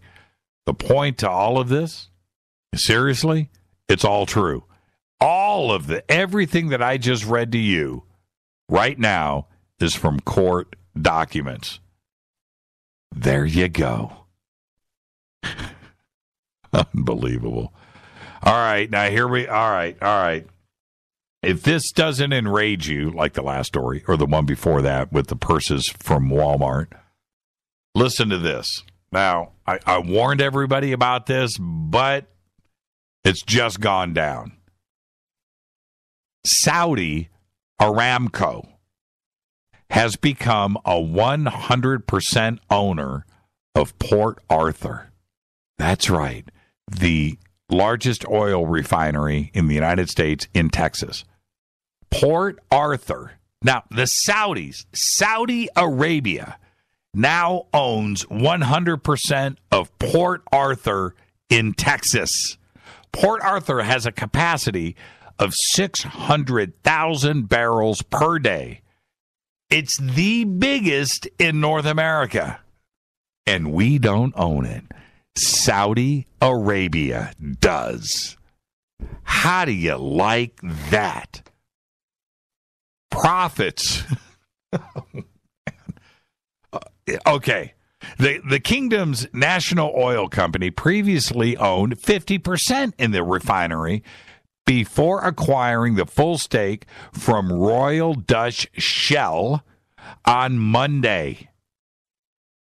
Yesterday. Complicated relations between the companies forced them to separate their assets. So yesterday, Shell announced the divorce was complete. The Saudis also acquired 24 distribution terminals. The Saudi firm also got exclusive right to sell Shell-branded gasoline and diesel. Are you ready? Are you sitting down? If you do not write Washington right now, if you don't tweet Trump right now, you don't get it. Because right now, the Saudis have the exclusive right to sell Shell-branded gasoline and diesel in Georgia, North Carolina, South Carolina, Virginia, Maryland, Washington, D.C., the eastern half of Texas, and the majority of Florida. That's half of the United States. Think about what I just said to you. Now, this is where it gets twisted and it gets dark. The Gulf Coast Refinery Agreement was signed less than 2 months after United States President Donald Trump met with Deputy Crown Prince Mohammed bin Salman at the White House. Now, I don't want to make this show ever about politics. It's not. But it's about the conspiracy of politics. And right now, when we're talking about changes and make America first, and that is your platform, and that's what gets you elected, and you pull this crap, think about that. Think about that. What is going? Who is pulling the strings in Washington, D.C.? Who is guiding that? When I talk about on this show, follow the money. Follow the money. You will get to the bottom of any great conspiracy. And this is a conspiracy. This should be 100% against the law. This is 2 or more people conspiring to commit a crime.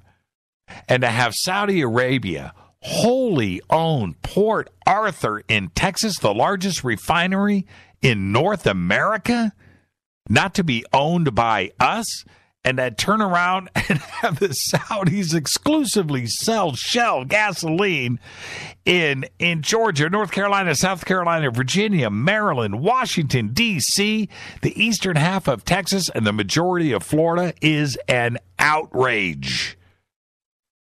Think about what I am telling you right now. Unbelievable. It's unbelievable. That isn't America first. That is America last. And that is another episode of Fade to Black. I'm your host, Jimmy Church. I want to thank Caroline Cory for coming in here tonight. What an engaging conversation. The film is called Gods Among Us. GodsAmongUs.com. Go there right now. Look at the trailers. She's got some film clips there. Check it out. It's an extraordinary documentary. It's going to premiere in the United States at Contact in the Desert in 2 weeks in Joshua Tree, California. Fade to Black's executive producer is Rita Kamarian. Show is produced by Hilton J. Paul, Mark D. Kovar, LJ3, Renee, Jonas. Thank you, Dennis. Thank you, Bob. Announcers are Steve Harder, Gene Bateau, and Mark D. Kovar. Fady by Dale. Webmaster is Drew the Geek. Music, Doug Aldrich. Intro, Spaceboy, spaceboymusic.com. Fade to Black is produced by KJCR for the Game Changer Network. Syndication is KGRA The Planet. Thank you to Caroline Cory. Thank you to Fran for calling in tonight. And happy birthday, Nurse Nancy. This broadcast is owned and copyrighted 2017 by Fade to Black and the Game Changer Network. It cannot be rebroadcast, downloaded, copied, or used anywhere in the known universe without written permission from Fade to Black or the Game Changer Network. I'm your host, Jimmy Church. Follow me on Twitter at JChurchRadio. Tomorrow night, continuing our Amazing Women Week here on Fade to Black, is Trisha Eastman. Until then, everybody be safe. Go Beckley Teppy.